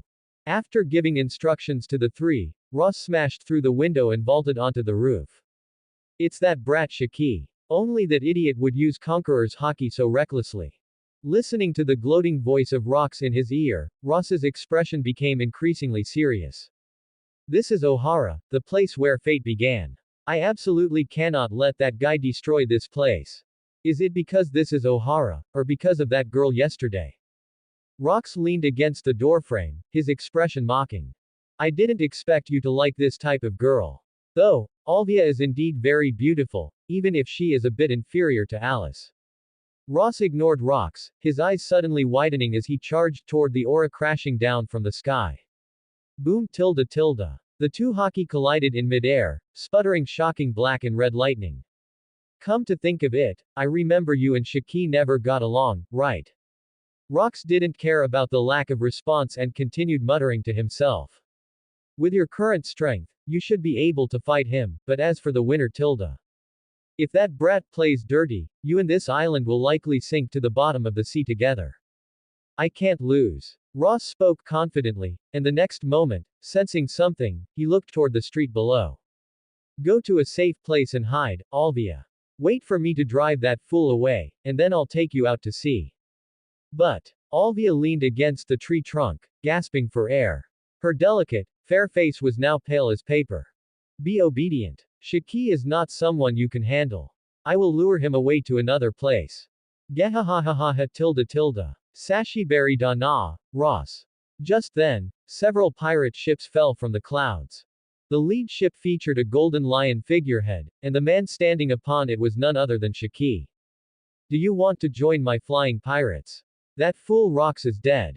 It's time to make a big scene and make the Marine and the world government tremble. Although I didn't like you much before, but now Tilda. My pirate crew is short on people. If you join, I am willing to let you be the first mate. How about it? This is a super great proposal. Let's turn this ocean upside down together with me. Gay Tilda ha ha ha ha. Who? Ross let out a long breath, and his dormant hockey began to awaken. Shaki, it's time to settle old scores. Is that so? Shaki, standing in the air, picked his nose and waved his left hand. Fire. Let that brat know the power of the flying pirates. Let's just destroy this village first. Yes, boss Shaki. Everyone, fire. Leave here with Kuma and the others, Alvia. Ross crouched to gather strength. At the moment the enemy's cannonballs left the barrels, his tense leg muscles suddenly exploded. Thump. The roof was crushed by the immense force. Ross transformed into a black-red ball of light and shot into the sky. One sword style EI. Ding tilde. The safety lock of Minazuki was pushed open. Ross gripped the hilt with his right hand. Armament hockey wrapped around the blade. Sever. On the ground, Alvia, looking up, saw only a streak of blade light as brilliant as a meteor flash by. From left to right, the seemingly slow blade light occupied her entire field of vision in a single breath. The next moment, dense, thunderous explosions rang out in the sky. Phew! The sound of breaking air suddenly rang out. Shaki, standing on the lion's head, furrowed his brows slightly and drew his swords. Oto blocked the attack, and Kogarashi slashed horizontally in response. Bang! So you were really hiding your strength back then. With one strike failing, Shaki immediately unleashed a flying slash to force the enemy back, then manipulated the ship he was on to retreat rapidly. In contrast, the pirate ships following Shaki advanced instead of retreating. Whoever can kill that guy, the position of first mate of the flying pirates will be theirs. Little ones, let me see your strength. Ooh. The first mate position is mine. Get out of the way. Only I am worthy of being Golden Lion Boss's deputy. You small fry, all get lost. Armament hockey gathered at his feet. Using Shunpo in the air, Ross charged into the nearest pirate ship. The killing philosophy belonging to Unohana Retsu began to merge rapidly in his mind. So that's how it is this how to swing the blade? Idiot, you dare to space out in front of my attack. Got you, the head is mine. The pirate who rushed close to Ross slammed down the giant axe in his hands. Boom. Ross looked up at the 6-meter-tall small giant. The shoulder struck by the axe blade was pitch black. He twisted his sword-wielding wrist, then unleashed a swift upward slash. Blade light flashed. Blood splattered. A red meteor streaked across Ross's eyes. You small fry. Before the words fell, he had already disappeared. The pirates who were charging, reloading, and swinging their blades looked left and right, shouting loudly, how did the person disappear? But in the next instant, all the pirates swept up by the blade light seemed as if a pause button had been pressed. Until Ross reappeared at the end of the crowd. The long, narrow blade of Minazuki was already covered in blood. Ross raised his right hand and flicked it. The blood splashed onto the deck, forming a crescent-shaped trajectory. Ah! No! Impossible! The screams came to an abrupt halt. Ross jumped to the highest point of the ship he was on. His gaze passed through the two pirate ships colliding from the sides and looked straight at the real enemy smoking a cigar in the very back. So, the warm-up begins. Tree of Knowledge. Hurry, Kuma, just slap them all away to the place we went to yesterday, that'll be fine. Ginny, holding Shanks, looked anxious. Big brother Ivankov, are there still people on your side? Yes. But they are all unconscious. I can't move them. Ivankov's voice came from afar. Kuma, Ginny, it's too late. Just then, Alvia burst into the courtyard, her pretty face covered in blood and grime. Her originally neat clothes were now tattered. Kuma, the ability you just used is the Paramesha type paw fruit, right? After receiving confirmation, Alvia pointed her finger in the direction of the Tree of Knowledge. Please use the power of the paw fruit to send them to the Tree of Knowledge. That is the closest place. Just slap them into its canopy, that place is much safer than the village. I understand. Kuma wiped the sweat from his forehead, his expression determined. I will speed up. I absolutely will not let innocent people die here. Meanwhile, the aerial battlefield. Debris of broken ships began to fall to the ground, mixed with the corpses of humans, fishmen, and some long-arm tribe members. That guy. Run, that guy is a complete butcher. How could that guy's strength be? PFF tilde. Blood flew into midair again. Ross stepped over the corpses and walked toward the stern. That was the place closest to the ship where Shiki was located. Shiki, the warm-up is over. Come out and greet the guests, you blonde fool. Flying Pirate's main ship. On the deck, Shiki leisurely lit a new cigar. After taking a satisfying puff, he exhaled smoke that obscured his face, which wore an expression of disdain. A bunch of trash. 3 ships and they only managed to inflict minor injuries on that guy. Minor injuries. Using Shunpo to land on the main ship, Ross stopped 10 meters away from Shiki. He pressed his right hand, clenched with Kaido, gently against the wound on his abdomen. Noticing something unusual, Shiki furrowed his brows. Since when did this brat learn a new ability? He had never used this type of healing method before. You really have a lot of things hidden away. Killing sword techniques, recovery methods, and even Conqueror's Haki. If Rox were still alive, he would surely execute a traitor like you who doesn't put in any real effort himself, right? I wouldn't, but Ross, shouldn't you explain to me afterwards what's going on with the workshop I'm being held in? Inside the Zanpakuto workshop, the voice of Rox reached Ross's ears.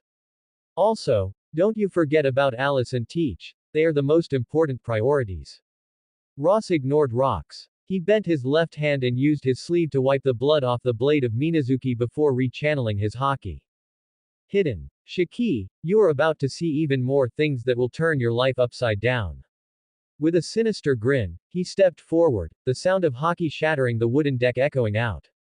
Shiki instinctively tilted his head back. The next instant, the tip of the blade, coated in haki, flashed by, precisely slicing off the front half of the cigar. This cigar of mine is worth 100,000 berries.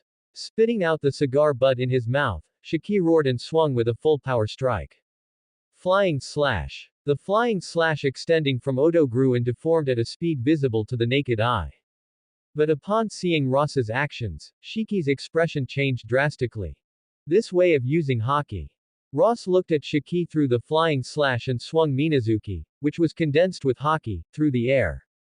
A cannonball-like sword aura, dozens of meters in diameter, detached from the blade and collided with Golden Lion's flying slash.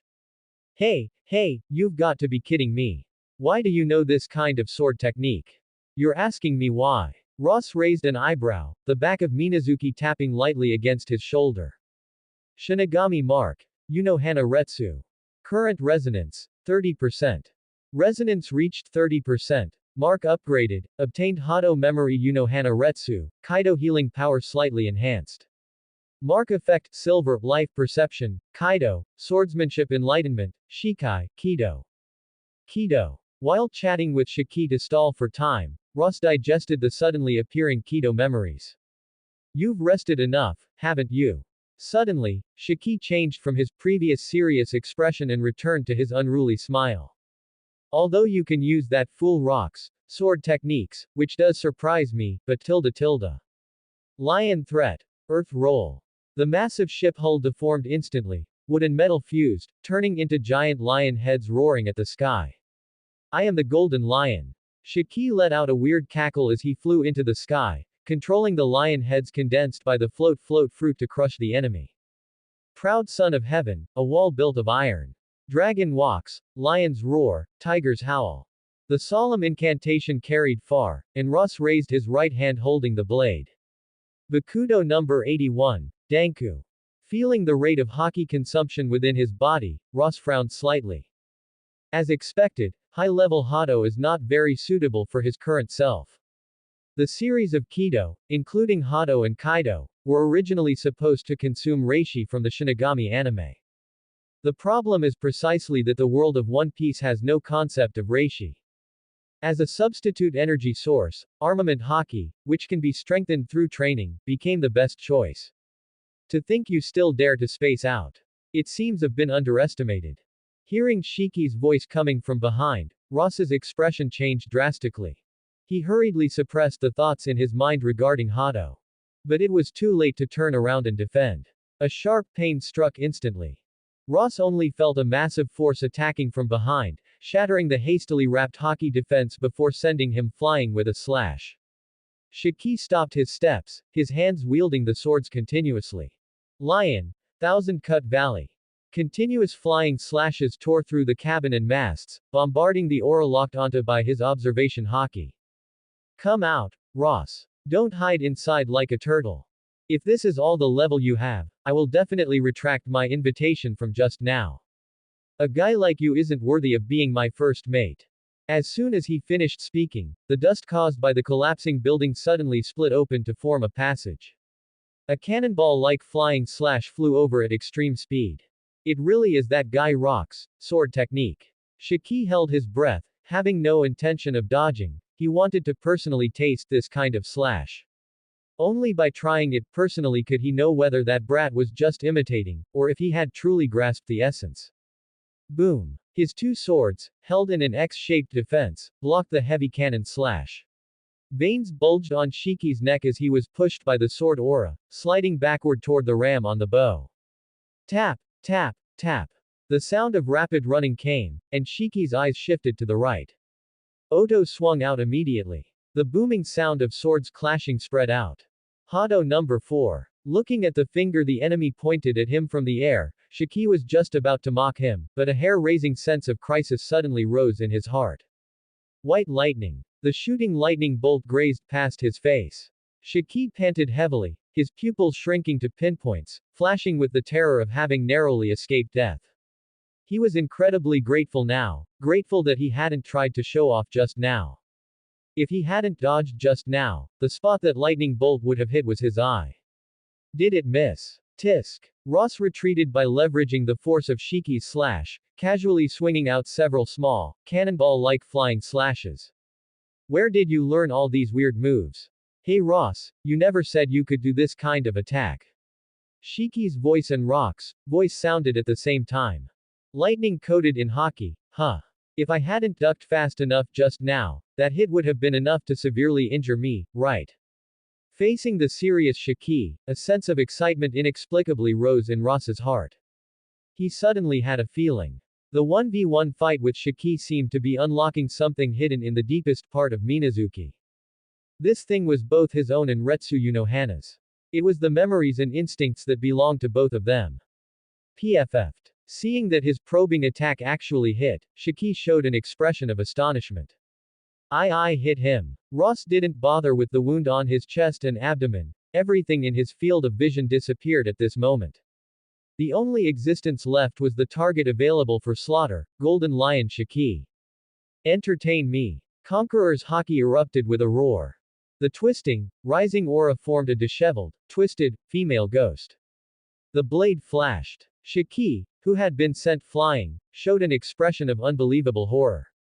He hadn't even seen that last slash clearly.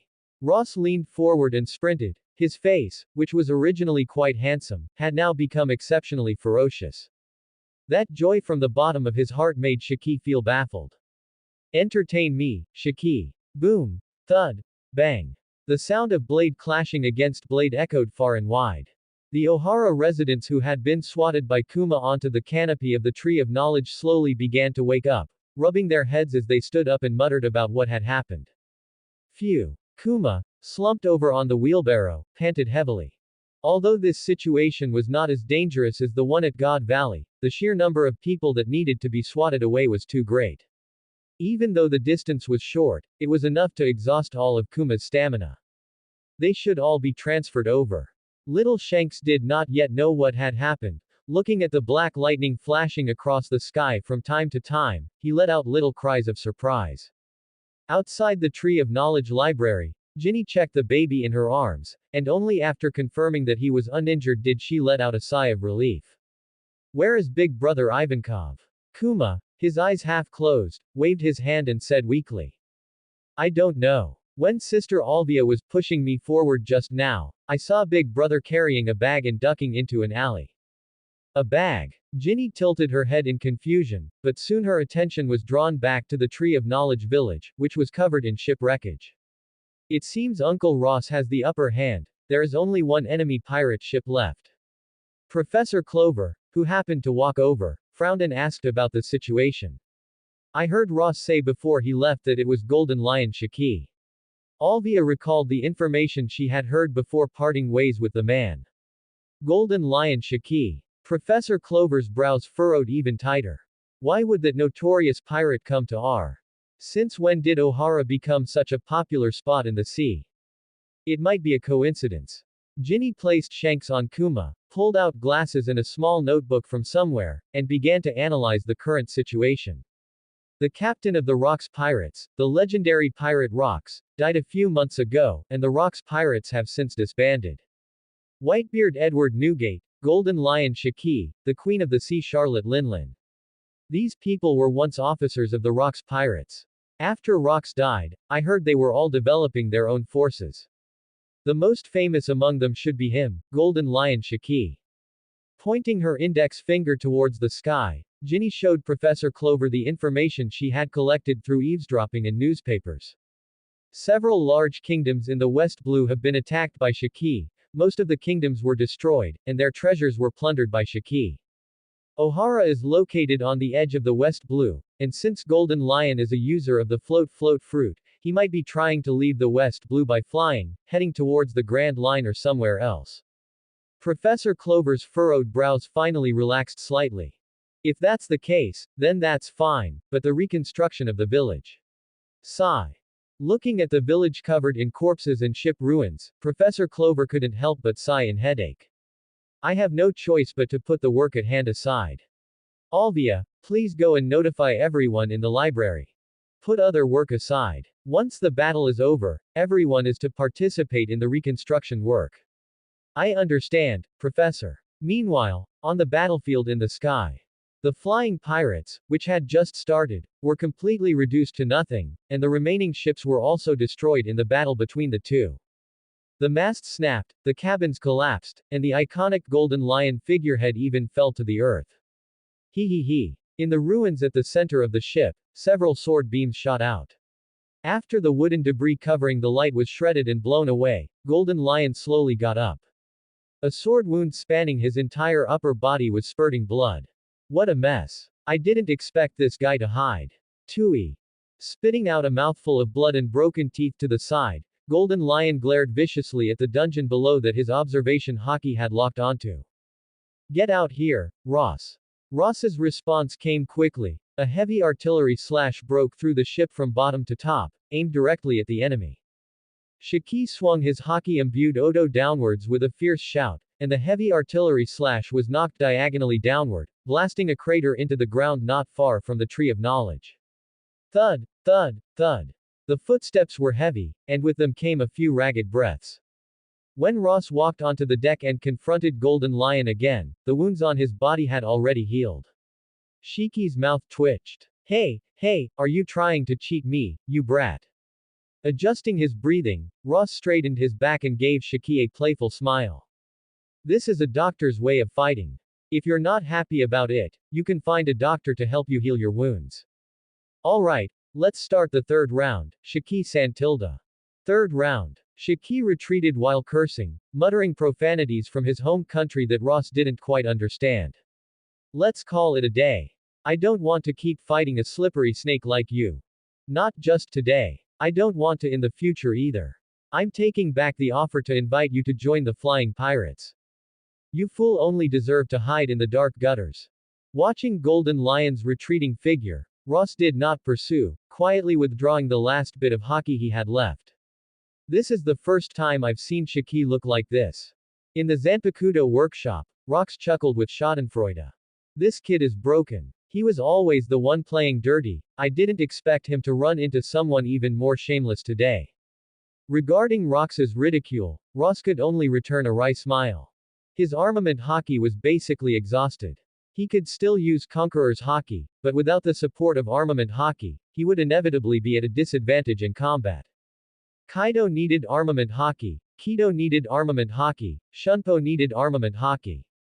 It was fortunate that it was Minazuki. If it were any other Zanpakuto, Shikai and Bankai would also require additional armament hockey. The road to becoming stronger is a long one, Rox-san tilde. Ross was just about to sit down and rest when he suddenly felt something was wrong. Gehahaha tilde tilde the final gift for this island. A strange laugh came from Golden Lion in the distance. Viper.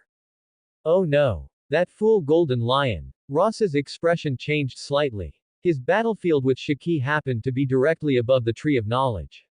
Even if it wasn't directly above, it wouldn't be far off. The flagship of the flying pirates was a large three-masted sailing ship. If this were to crash down. Too busy to rest, Ross gripped Minazuki again and sprinted towards the outside of the ship. In midair, he condensed his remaining armament hockey into the soles of his feet and then quietly released it. Using Shunpo, Ross arrived at the bottom right of the pirate ship, arriving before the impact. His left thumb pushed open the safety lock, his right hand gripped the hilt tightly, and his final bit of armament hockey and a newly erupted Conqueror's hockey condensed onto the blade.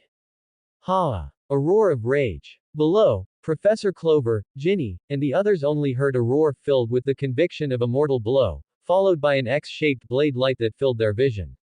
Cross slash. Hum. The downward momentum of the broken pirate ship paused for an instant, and in the next moment, it shattered into 4 separate pieces. Not enough. Enduring the thirst brought on by the exhaustion of hockey, Ross discarded the scabbard of Minazuki, gripped the hilt with his left hand, and half closed his eyes. He abandoned armament hockey and focused all his energy on condensing Conqueror's hockey. 3 seconds later, the raised katana slashed down towards the sky in front of him.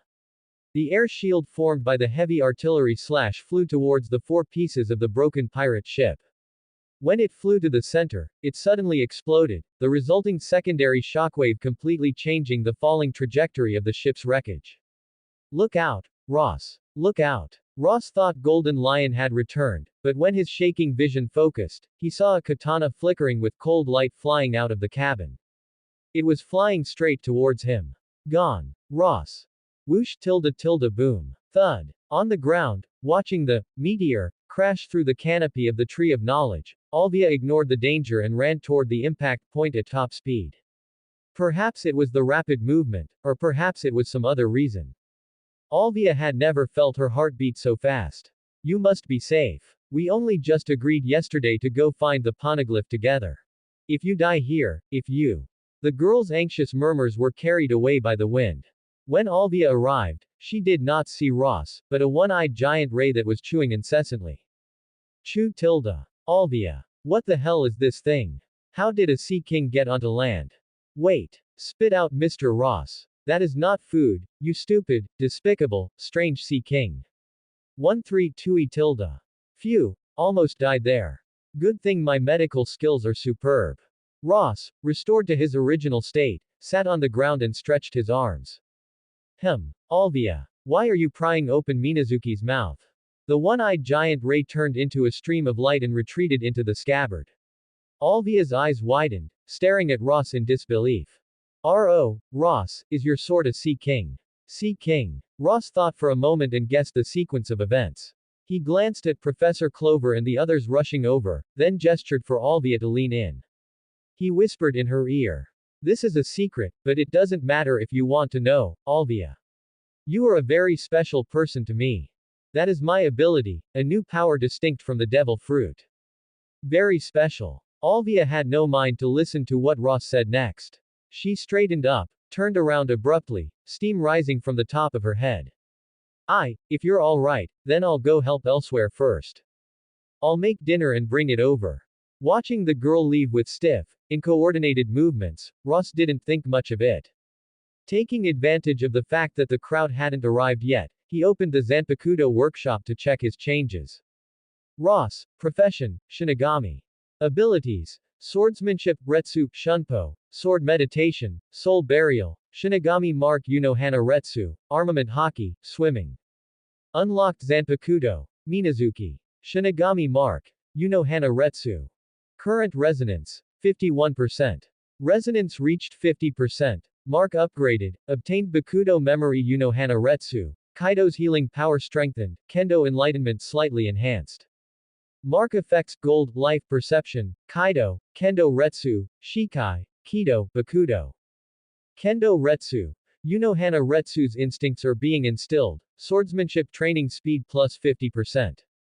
Swordsmanship, Retsu, preliminary understanding of Hana Retsu's Retsu philosophy, slightly increased precision and speed when swinging the blade. Uncle Ross tilde. Mr. Ross. Ross. The crowd's calls drew near. Ross, lying on the grass, opened his eyes and said helplessly. Don't look like you're attending a funeral. I'm living just fine, I'm not dead yet. Could you please greet a hero with a smile? Uncle Ross, look what I found.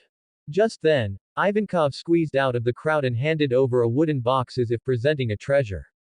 This box is exactly the same as the one I saw at God Valley. It should contain a devil fruit. Devil fruit. Ross had just taken the wooden box when an information box popped up in his vision. Detected Paramesha dice fruit. Discovered Ryo Wazamano Manto. Zanpakuto Nozarashi formula unlocked. Manto, plus dice fruit equals Nozarashi. Zanpakuto in production. Hey, Ross, what did you do? Why is my body out of control? Inside the Zanpakuto workshop, Rox, who had been lazily yawning, suddenly stood up uncontrollably, took the ball of light drifting into the workshop, and began hammering away in front of the furnace. Why do I have to do blacksmithing work? Ross hurriedly controlled the Zanpakuto workshop to vanish, then opened the box. What is this? Is it empty? Looking at the empty box, Ivankov fell to his knees. ORZ. And here I thought it was a super valuable treasure of the sea, sigh. Ross didn't explain, just patted Ivankov on the shoulder to show his gratitude. The fewer people who know about the Zanpakuto workshop, the better. Ideally, no one else besides himself should know. As for Rox, dead people don't count as people. This can be seen from the fact that he is forced to work without pay. Rox no longer has human rights. I already know your intentions. If you really want to help, there will be plenty of opportunities in the future. Taking Shanks from Guinea's hands and watching the little guy waving his arms, Ross smiled. Everyone, don't waste time here. Isn't Ohara rebuilding? Shiki has been driven away. You can start the reconstruction work. Professor Clover walked over and patted Ross on the shoulder. Ohara will remember this kindness, Mr. Ross. Only then did Ross notice that the gazes of the people around him held a bit more respect. Hero Ross. Don't know who shouted in the crowd, and before Ross could stop them, everyone rushed over. They lifted his limbs and butt, throwing him forcefully into the sky. Long live the hero. Ohara will remember this kindness. That's right. Mr. Ross, thank you for saving Ohara and the Tree of Knowledge. Long live ya. That night, a drunken Ross returned to the inn, snapped his fingers, and the long-vanished Zanpakuto workshop appeared again. Unlocked Zanpakuto, Minazuki, Nozarashi. Shinigami mark, Zaraki Kenpachi. Current resonance, 1%. Mark effects bronze. Berserker body. In a state of minor injury, pain is slightly converted into excitement. The more excited, the stronger the power. In a near-death state, all pain is forcibly converted into excitement, significantly increasing power and aggression. Armament hockey affinity. Armament hockey recovery speed plus 50%. Armament hockey capacity plus 50%. Beast instinct. Easier to capture the opponent's attack intent during battle, reaction speed increased. Shikai. Consumes a large amount of armament hockey to Shikai. After Shikai, mark effects are significantly enhanced. You hear Nozarashi's roar. Fight.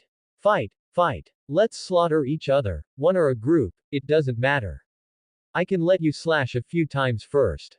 Nozarashi. Ross ignored Rox, who was panting like an ox in the workshop, and took the unsheathed blade. His fingertips slid over the polygonal guard, across the uneven serrated blade. Feeling the battle intent and madness coming from the blade, for a long time. Ross closed his eyes and took a deep breath. Suppressing the increasingly excited desire to fight, he held Nozarashi and Minazuki in his arms and fell into a deep sleep on the bed. What exactly is going on with that sword? What is this wooden house, and you? Inside the soon-to-vanish Zanpakuto workshop, Rock's eyes grew deeper. Who exactly are you? Or rather, are you even human, Ross? Rock's remnants infighting. Golden Lion Shiki vs. Ross. Great Swordsman Ross. The Rock's Pirates' hidden true powerhouse. What is the state of the battle? What grudge lies between Shiki and Ross? Shiki's defeat and retreat, or Ross's flight? Under the tree of knowledge, Ross lay on a lounge chair, comfortably enjoying the rare winter sunshine. Uncle Ross, you've become famous tilde. Kuma sat obediently beside Ross, bandages wrapped around his body. They are so annoying. You're clearly the great hero who saved Ohara. The newspapers actually wrote that your battle with Shiki destroyed this island. Ross opened his eyes, looking up at the canopy of the ancient tree, which remained lush and green even in winter. Kuma, don't mind the opinions of the outside world. Newspapers, they're just for entertainment. Just laugh it off. What's this? Your bounty poster. Kuma ran happily to Ross's side, holding a bounty poster with Ross's photo on it. Great Swordsman Ross, bounty, 810 million berries, dead or alive. A bounty. Ross took the bounty poster, his lips twitching slightly. What terrible photography. But Kuma, becoming a wanted man is not a good thing. I don't want to carry this kind of burden right now. Kuma didn't quite understand why Ross wasn't happy at all. Speaking of which Uncle Ross, why didn't you have a bounty before? When Rox was still alive, I rarely participated in collective activities. Ross yawned and closed his eyes again. When they went out hunting, I was basically the one who stayed behind to guard our base. Is that so? Kuma lowered his head thoughtfully. But aren't pirates supposed to go around robbing and plundering? That's only what low-level pirates do. To satisfy Kuma's curiosity, Ross could only give up his nap. He turned on his side, propping his head up with his right hand. For high-level pirates like me, robbing civilians is too undignified. Even if I'm short on cash, I'll borrow from my peers. If you borrow it, don't you have to pay it back? Kuma asked innocently. Pay it back. Ross had a strange expression.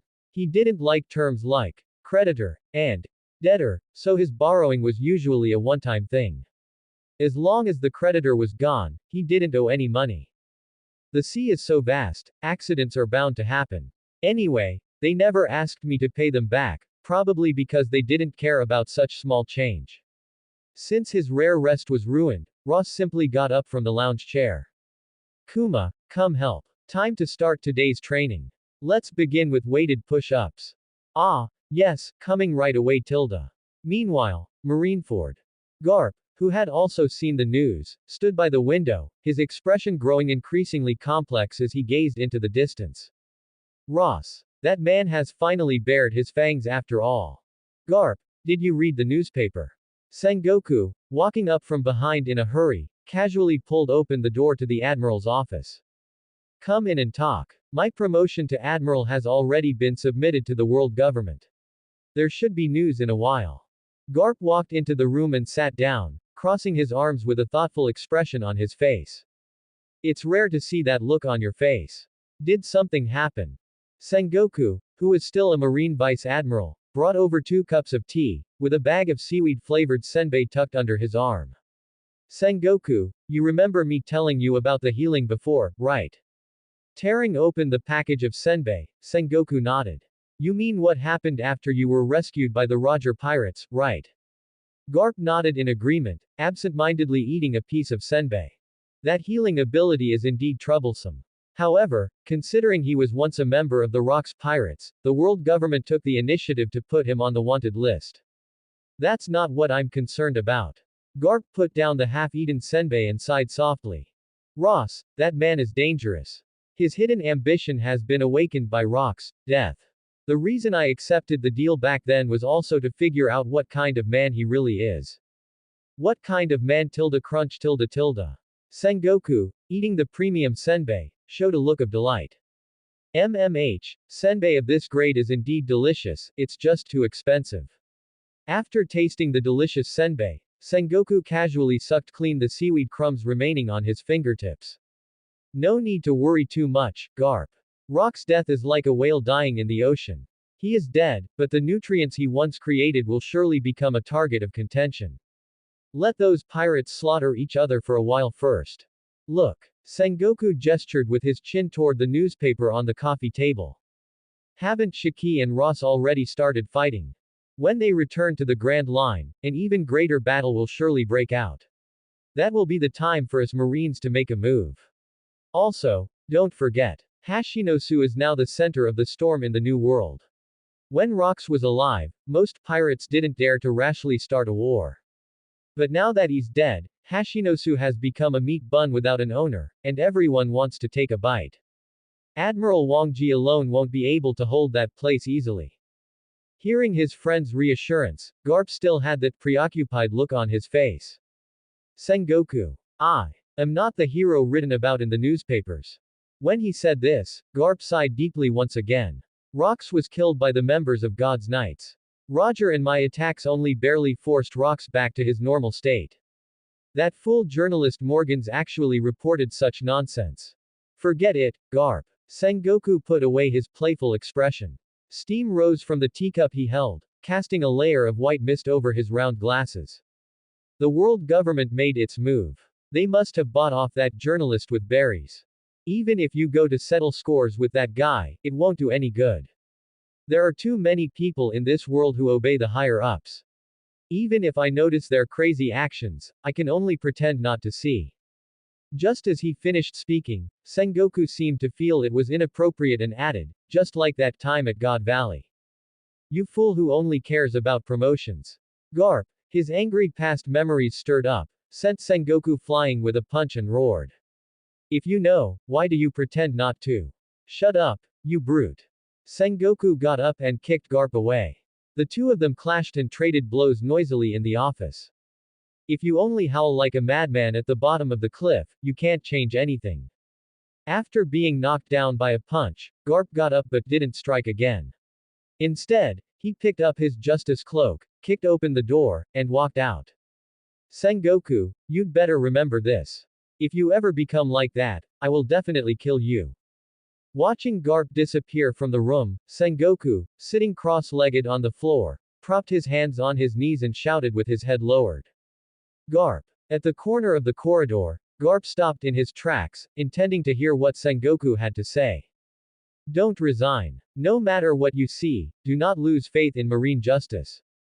Garp continued forward with his head lowered, only murmuring under his breath. Sengoku, you idiot. I still have many things I must protect. I won't leave the Marines. Marineford, Underground Detention Center. Tap, tap, tap. Dragon, locked in the cage, did not look up. His teeth were clenched, and his expression was gloomy.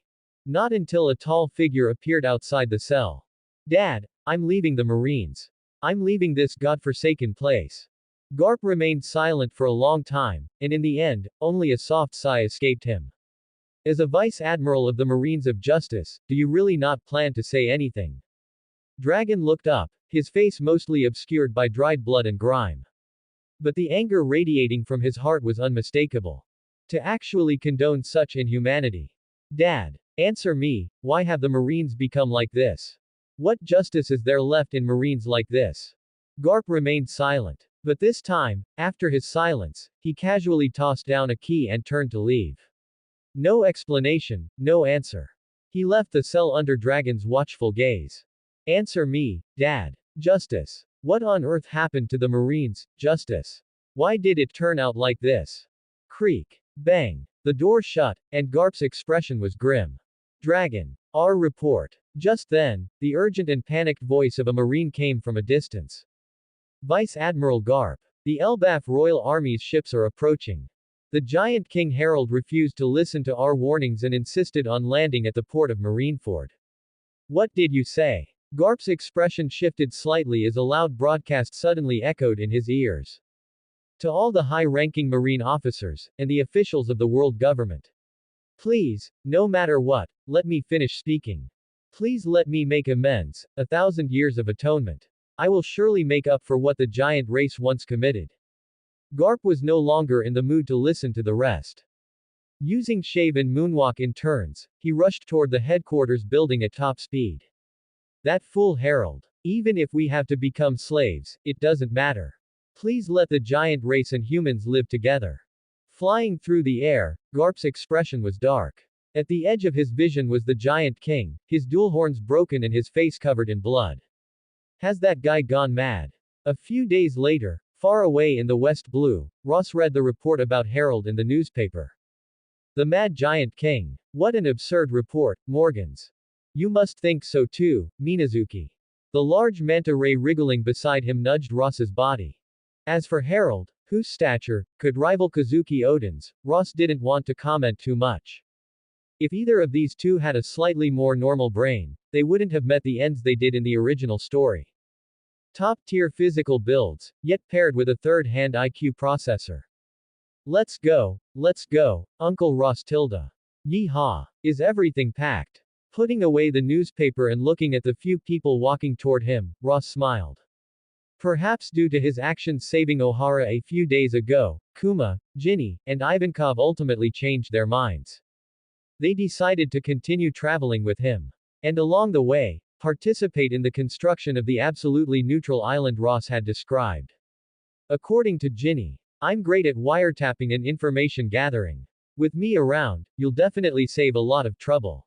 While Kuma said, if there are many patients, my ability can also be of some small help. Ivankov, on the other hand, was the most direct. Anyway, I have nowhere else to go, so I'll just tag along with you, Uncle, to have a look. Plus, I can repay you for taking care of us along the way. Ross tilde sorry, I'm late. Stopping in front of Ross with a backpack larger than herself, Alvia bent over, panting heavily. Because I had to pack the books for translating the ancient texts, it took a lot of time. Just give the bag to me. Taking Alvia's large backpack, Ross waved goodbye to the group of archaeologists led by Professor Clover not far away. We're off, Professor Clover. Remember what I told you. That matter must absolutely not see the light of day. At least until I give you the signal, you must guard it strictly. We understand tilde safe travels, Mr. Hero. Alvia, you must listen to Mr. Ross. Don't act impulsively. Safe travels tilde Mr. Ross. Leaping onto the manta ray and sitting cross-legged, Ross patted its body.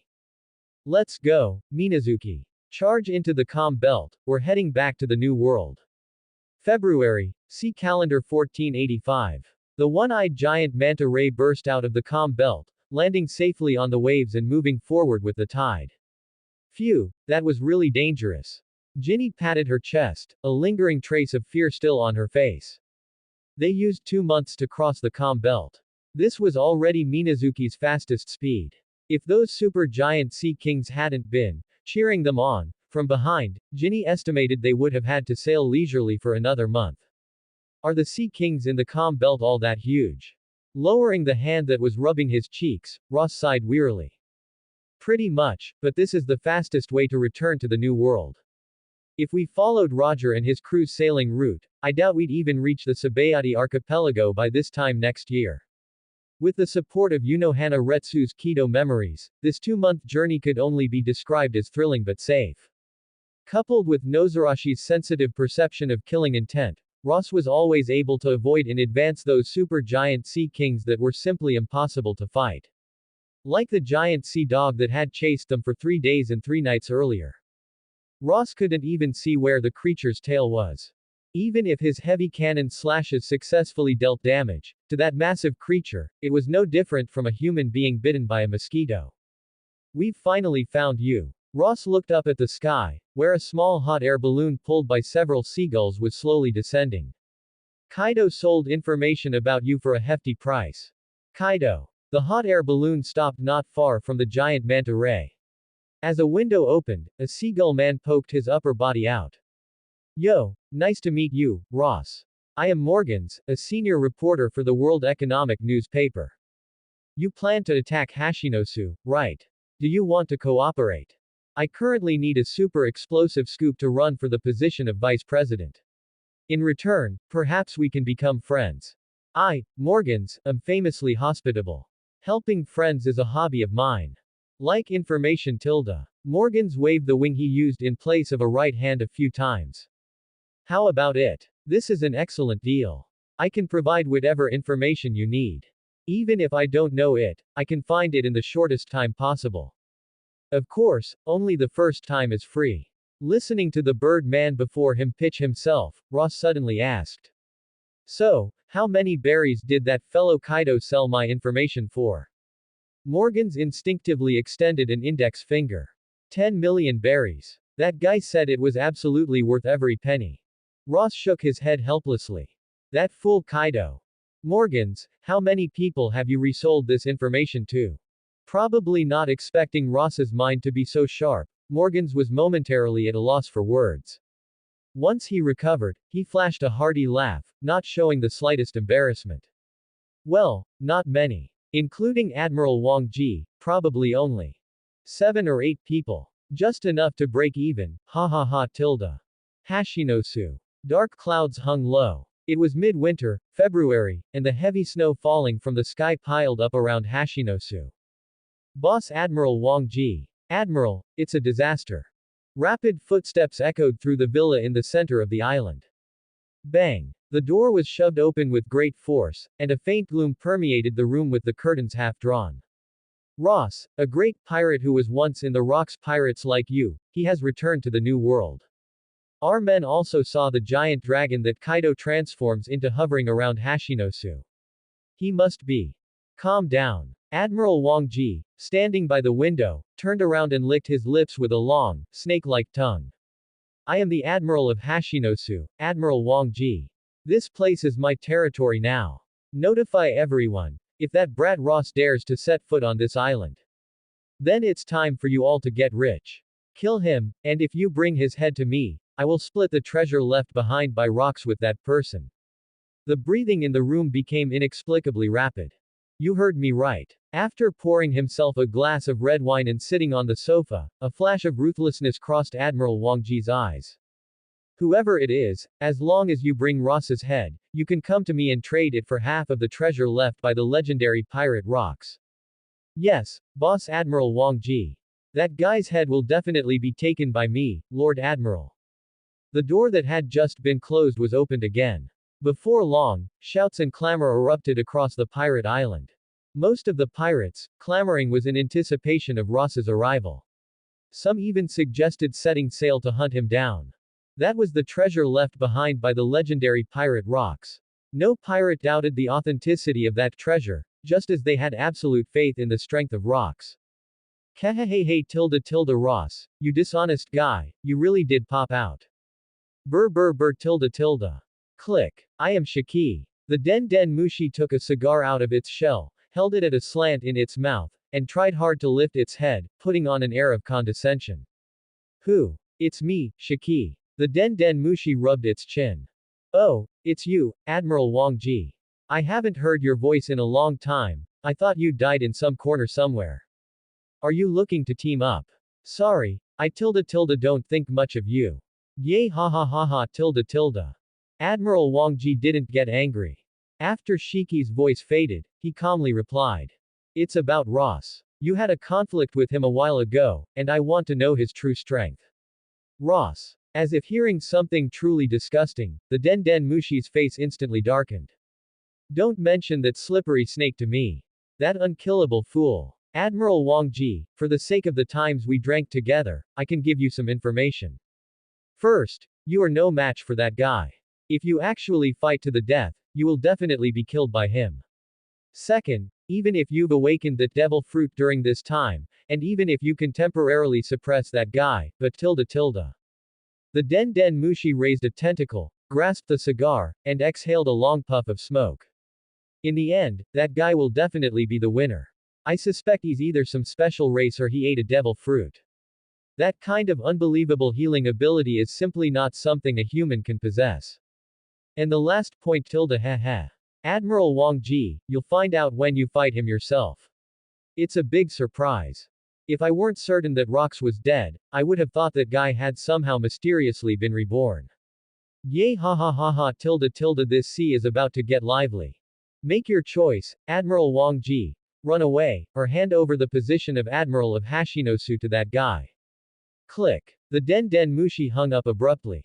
Admiral Wang Ji stared blankly at the receiver for a few seconds before putting it down. Tilde tilde. The Den Den Mushi's sound rang out again. It's me, Bastar. Huh. Team up. What kind of nonsense are you spouting? I am currently. The reply from the Den Den Mushi was drowned out by the gale blowing into the room. A ray of sunlight spilled into the room, illuminating Admiral Wang Ji's twisted face as he let out a weird, cackling laugh. The treasure left by Rox. I can split it with you. March, 1485 Marine Calendar, a small island on the edge of the sea where Hashinosu is located. Sphinx Island. The one-eyed giant ray landed on the beach, turned into a stream of light, and rushed into the scabbard, coalescing into the dark red hilt of Minazuki. Newgate, I've arrived. At this moment, the Den Den Mushi in Ross's palm sported a crescent moon-shaped white mustache. I'm in the village on the island. Come straight here. I remember I brought you here before, didn't I? I know. Putting away the hung-up Den Den Mushi, Ross smiled and explained to Alvia, who was looking around. This is Sphinx Island in the New World, Whitebeard's hometown. My relationship with him is decent enough, and I helped him protect this place before due to some matters. Morgans, I advise you to forget this piece of information. Morgans, who was writing and drawing in a small notebook, was puzzled and asked why. Newgate is very petty. Ross took the still sleeping little Shanks and signaled for Kuma, Ginny, and the others to go ahead and play or scout the path. If he finds out you leaked information about this place, he will hunt you to the ends of the earth for the rest of his life. Trust me, you don't want to see that future come to pass. Morgans immediately put away his notebook and laughed. How could I do such a thing? But what are you planning to do here?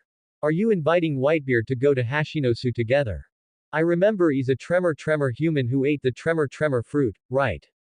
Aren't you afraid he'll smash that island to pieces? He won't get involved in the conflict between me and Admiral Wang Ji. Ross spoke the truth. I only came here because I received a contact request from him. It seems his subordinate was ambushed by Shiki and is probably dying now. Come to think of it, the reason he contacted me. Ross glanced sideways at the seagull man walking on his left and said irritably, it's your doing. It's all because you fool, helped Kaido open up his train of thought. That brat used the fact that I have healing methods to get rich, and sold this information to Newgate. Is that so? Tilde let bygones be bygones. Don't worry about the details. At worst, I'll split the profits with you. Facing Morgans, who had no sense of shame, Ross could only shake his head helplessly. There would be plenty of opportunities to work together in the future. He wouldn't get angry with the guy over such trivial matters. Amidst the idle chatter, Ross's group quickly walked into the forest, crossed a small stream, passed through a cave hidden behind a waterfall, and finally stopped at the entrance of a village that looked like a paradise on earth. You're finally here. Come with me quickly. This brat. Looking at the boy who was marking time, with a tuft of yellow hair on his head, Ross felt very familiar. I'm Marco. My old man is almost done for, hurry up. Following the anxious Marco, they walked quickly, and before long, the group stopped under a giant banyan tree. We can save the reminiscing for later, I've already had people prepare drinks. Upon meeting, the young and robust Whitebeard waved to Ross to signal him over. The two bypassed the banyan tree and walked into the wooden house behind it. If it weren't for Graham being severely injured, I would probably still be adventuring elsewhere right now. That fool Shiki. Polo Graham, a pirate who followed me after the God Valley incident. Edward Newgate stood by the bed, his anxious expression mixed with a hint of worry. This was the first time Ross had seen such an expression on Newgate's face. In the past, he was mostly confident and frivolous, always wearing an indifferent expression. Even when facing the demonic rocks at God Valley, at most, his expression was only grave. I bought information about you from Kaido. Ross sat by the bed, and his right hand, placed on Polo Graham's chest, lit up with the green light of Kaido. Seeing the granulation tissue growing in the wound and beginning to sway wildly, Edward Newgate hurriedly shut his mouth, also glaring at the others who wanted to speak. Chest, severed arm, shattered knee. With every injury healed, Ross's expression grew a fraction more solemn. Half an hour later, the light of Kaido temporarily ceased. Ross signaled for the others to leave the room first. Newgate, it's all right if I destroy this house, right? Although he didn't know what Ross intended to do, his companion's life was paramount at the moment, so Whitebeard waved his large hand. As long as Graham can survive, it doesn't matter if you cut down this tree. That's good. Come out, Minazuki. The massive figure of the one-eyed giant Ray instantly burst through the wooden house. Under Whitebeard's shocked gaze, Minazuki opened its bloody maw, and with a roll of its tongue, swallowed Polo Graham whole. Calm down, Newgate, this is Minazuki's special ability. Ross stepped to the left, his conqueror's haki exploding outward, stopping Whitebeard, who was about to strike in anger, just in time. 1 tilde chewing tilde. Several minutes passed, and Minazuki opened its mouth again, spitting out a large pool of saliva along with the person onto the lawn. 132 tilde tilde.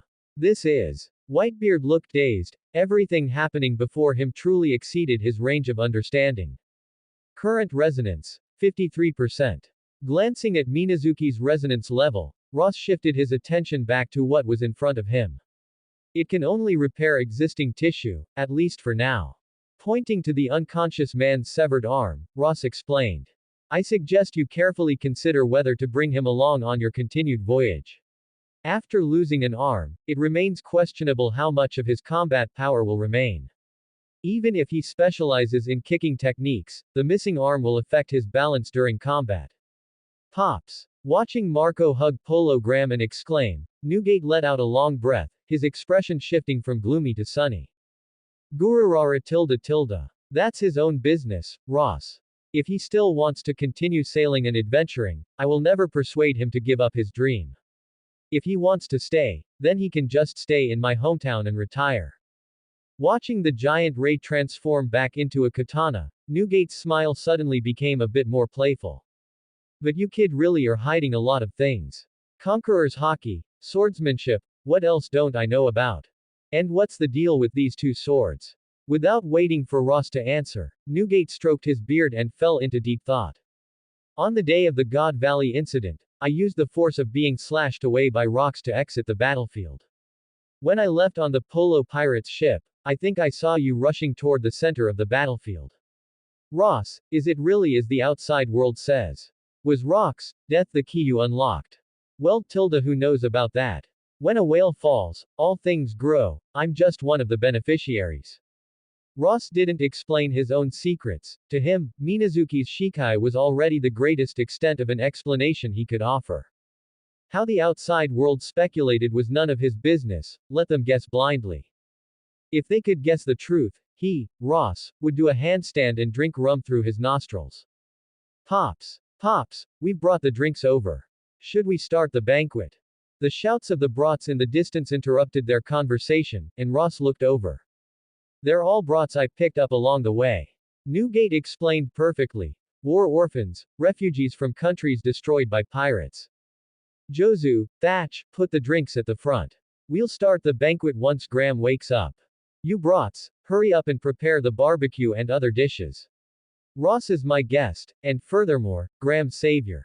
Give me your maximum enthusiasm in preparing. Yes, Pops. The group of brats replied in unison. Bringing them along. He wanted to say that bringing them along was a burden, but Ross suddenly remembered Newgate's strength. Even an aged Newgate could pin a Kainu down and beat him, the Whitebeard of his younger years. It's nothing. But you'd best be careful, the real monsters haven't appeared yet. Newgate caught the 2 bottles of wine Thatch threw over, handed one to Ross, and signaled for him to walk to a secluded, empty corner. I heard about that day from Roger. Rox died at the hands of that group of immortal monsters, right? That group of people, the God's Knights, what exactly is going on with them? The hidden Zanpakuto workshop happened to appear, and Rox sat by the doorway eavesdropping. Why do you think I would know those Never mind, I'll tell you some information I know. Do you know about the Deep Sea Covenant, Newgate? Taking a few deep gulps of the fine wine, Ross glanced at the label on the bottle with a look of disdain. Is the wine you're using to treat me this year's new wine? Whitebeard curled his lips, it's good enough that there's something to drink. You know as well as I do that all my money has been spent on this village. Don't beat around the bush, tell me about the Deep Sea Covenant.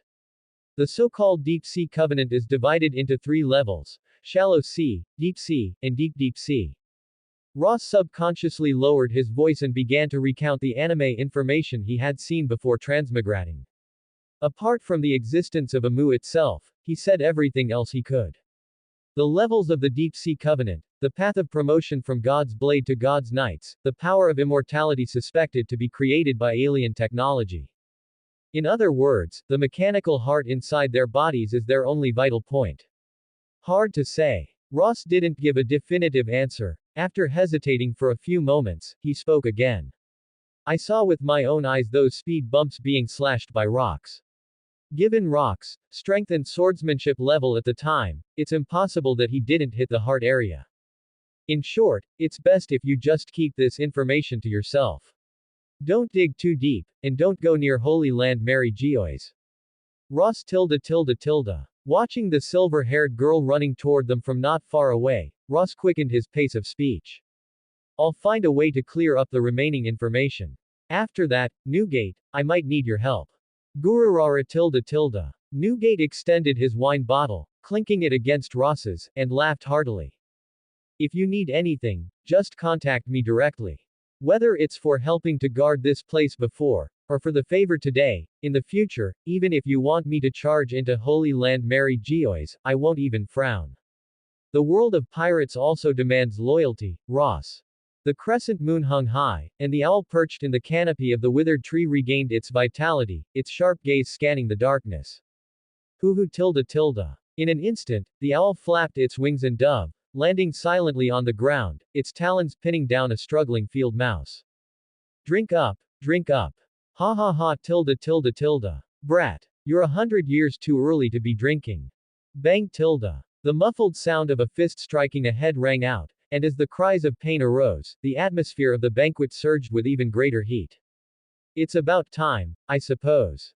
In the center of the crowd, Newgate suddenly tossed aside his wine bottle, his right hand gripping the Murakumogiri resting on the chair beside Welcome to him. my channel. In my Hey, channel, Ross, you you can want to watch fight various me, type don't of you? fiction and The fantasy bloodlust you've been audiobook. hiding is If you about to want more overflow. video like this, please Ross. subscribe my Alvia looked at channel. Ross, her gaze filled with slight worry. It's fine. My friendship with Newgate won't fall apart because of a single fight.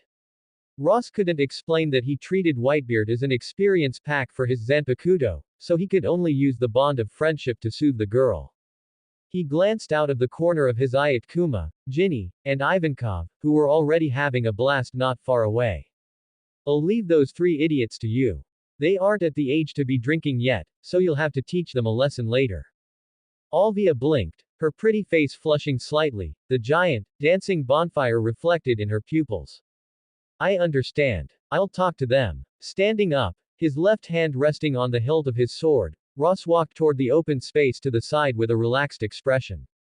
Perhaps sensing the change in atmosphere, the mood of the banquet took a sharp turn. Pops. It's all right, Thatch. Newgate followed, carrying the Murakumogiri, and waved his hand at his sons who were watching with concern. I'm also curious about that man's current strength. I had intended to make a move back when we were at Hashinosu, but that guy never cooperated. Now is the perfect time. Graham, keep the banquet going. This fight won't last long. Roger the tilde take care of yourself. Graham waved his single hand, grinning as he performed a comical dance, humming Binks Sake as he did. Musicians, don't stop playing. The banquet is just reaching its climax. Listen up, everyone. Open your eyes and watch carefully. The battle that is about to unfold will be the pinnacle of this era. Whitebeard Edward Newgate versus the great swordsman Ross. This battle that only we know about. Inhale tilde exhale. Taking a deep breath, Graham opened his eyes, his mouth curling upward, his expression fanatical. It is the prelude to a new era. East side of the banquet, empty space. Ross and Newgate stood 10 meters apart, facing each other. His right hand hovered back and forth over the two swords at his waist, finally locking onto the white hilt of Nozarashi. The battle with Admiral Wang Ji was in the near future, and Ross intended to use this fight to get familiar with the power of Nozarashi. Newgate's strength is immense. You are absolutely no match for him right now. The whisper of rocks came from the Zanpakuto workshop. Winning or losing is not important. Ross's murmur was carried away by the evening breeze. What I need is combat. Every battle that doesn't kill me will push me toward becoming the strongest. Rocks tilde the new era is truly about to begin. Once I take Hashinosu, the tides of the new world will sweep across the world before long. This is certain and inevitable. Rocks sat at the entrance of the Zanpakuto workshop, arms crossed, brow furrowed. This man. Feeling Ross's no longer concealed aura of madness, Rox's expression became increasingly complex. As expected, his own death had unleashed a beast. However, this is lively enough. Rox withdrew his gaze from Ross, turning instead to look up at the night sky, the curve of his smile growing wider. Before long, arrogant laughter erupted toward the sky. King of the rats hiding in the gutter, just wait. I will return one day. Fight, Ross. I will entrust everything of mine to you.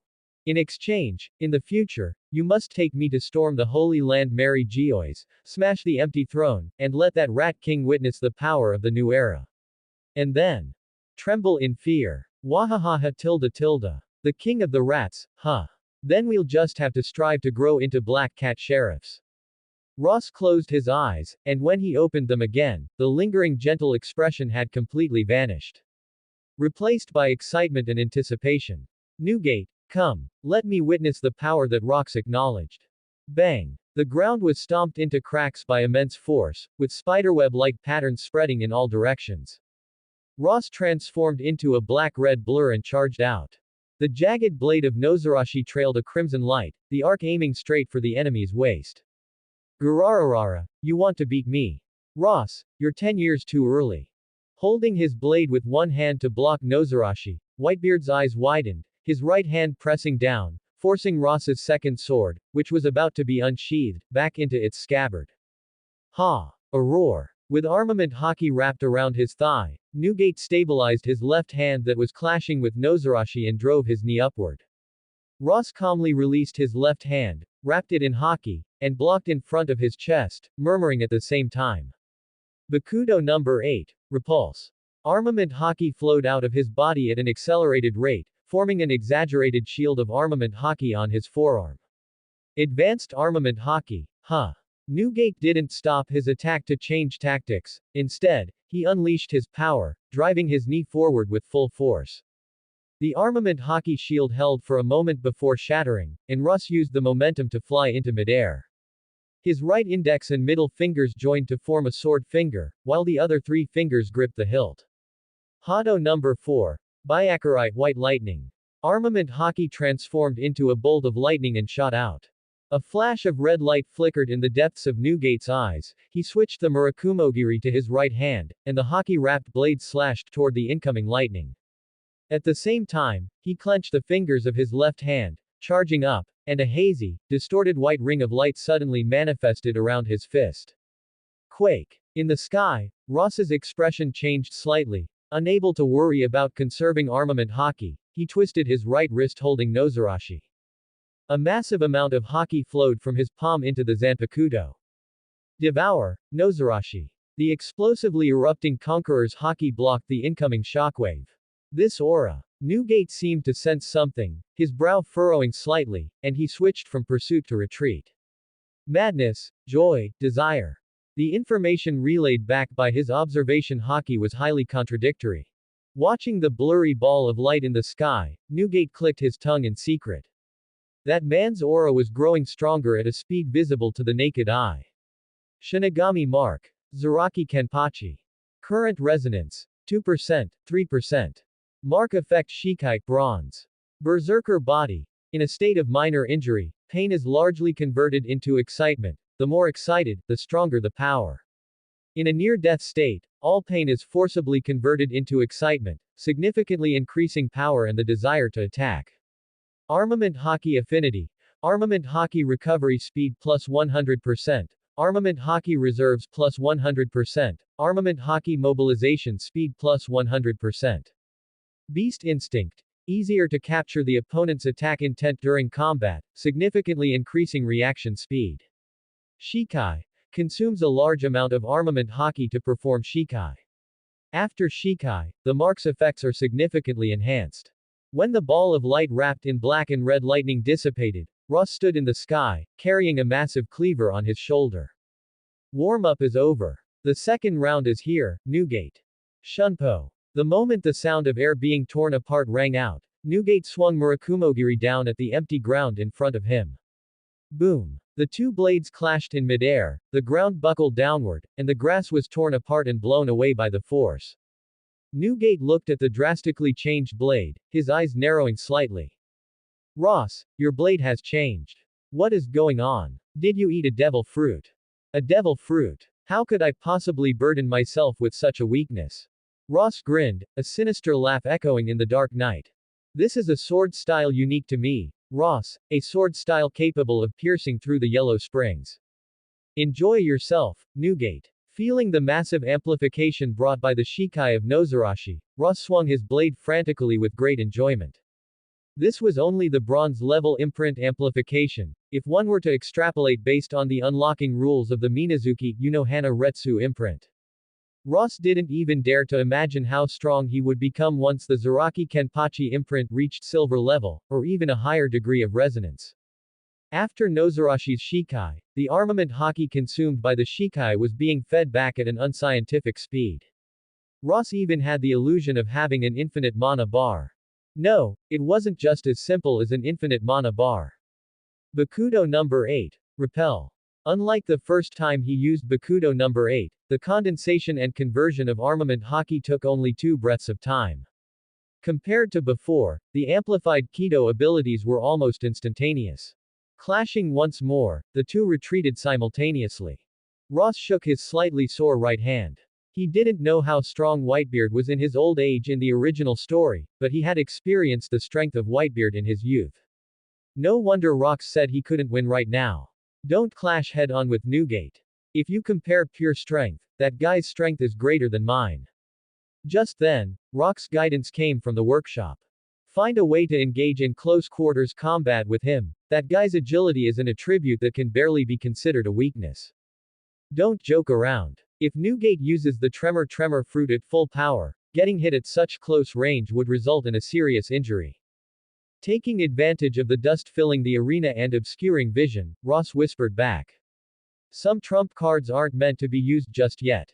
Don't forget that Morgans, that unscrupulous reporter, is still here.